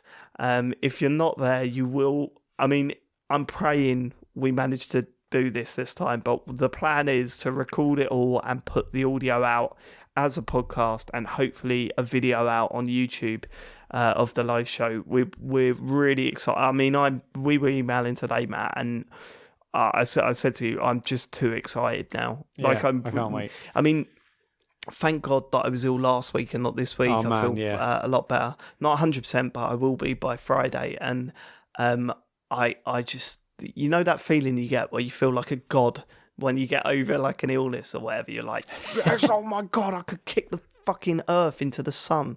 Like, I mean, that's how I feel. And to know that weekend's coming up, man, I'm super pumped. Yeah, can everyone promise me they're taking their vitamins this week, lots of water, lots of sleep? I need everyone 100% for Saturday. Can't have any like there's one Nature, person guys, that needs to be 100% for Saturday, and we all know that is. Well, can we end this now then? Because it's already midnight, and I want to go to. Oh, yeah, you need your rest. He's got practice in the morning. But yeah, this Saturday we're at AGX. Obviously, I hope you're there too. But yeah, 5 till 7 in the Fringe Theatre, doing a live podcast on stage. And then we've got the meet afterwards in the centre of Birmingham at the Wellington Real Ale Pub. There'll be loads of information on our Twitter feed this week, of course, or follow at TCGS fans if you want to meet other people over the weekend. We can't wait to see you. Can't wait to go for the weekend. It should be. And I should say as well, on Before Us is honourable mentions. So if you're more interested in podcasting than you are the games that are at the show, then definitely check out honourable mentions on Before Us. And I will be on the same day, Retro Asylum, and doing a retro game competition. And I'm on the bill for that, so I'll be competing in that. I think that starts at 12. Yeah, it's midday, if I remember correctly. So, so if you're interested, come and see me thrash the pants off of Big Boy Barry, then get down there, because that's what will be going down on stage. And then the main event, James breakdancing on for 2 hours. 2 hours straight. 2 hours straight. Yeah, all the links to our social media is all in like the show notes. Just look at your podcast player of choice, and they will be there. Otherwise, obviously follow at Computer Game Pod on Twitter. We'll be, obviously tweeting loads in a week and plenty more besides. And we'll see you next week. Thank you for living it. Goodbye. We'll see you this week. Fuck. Fuck.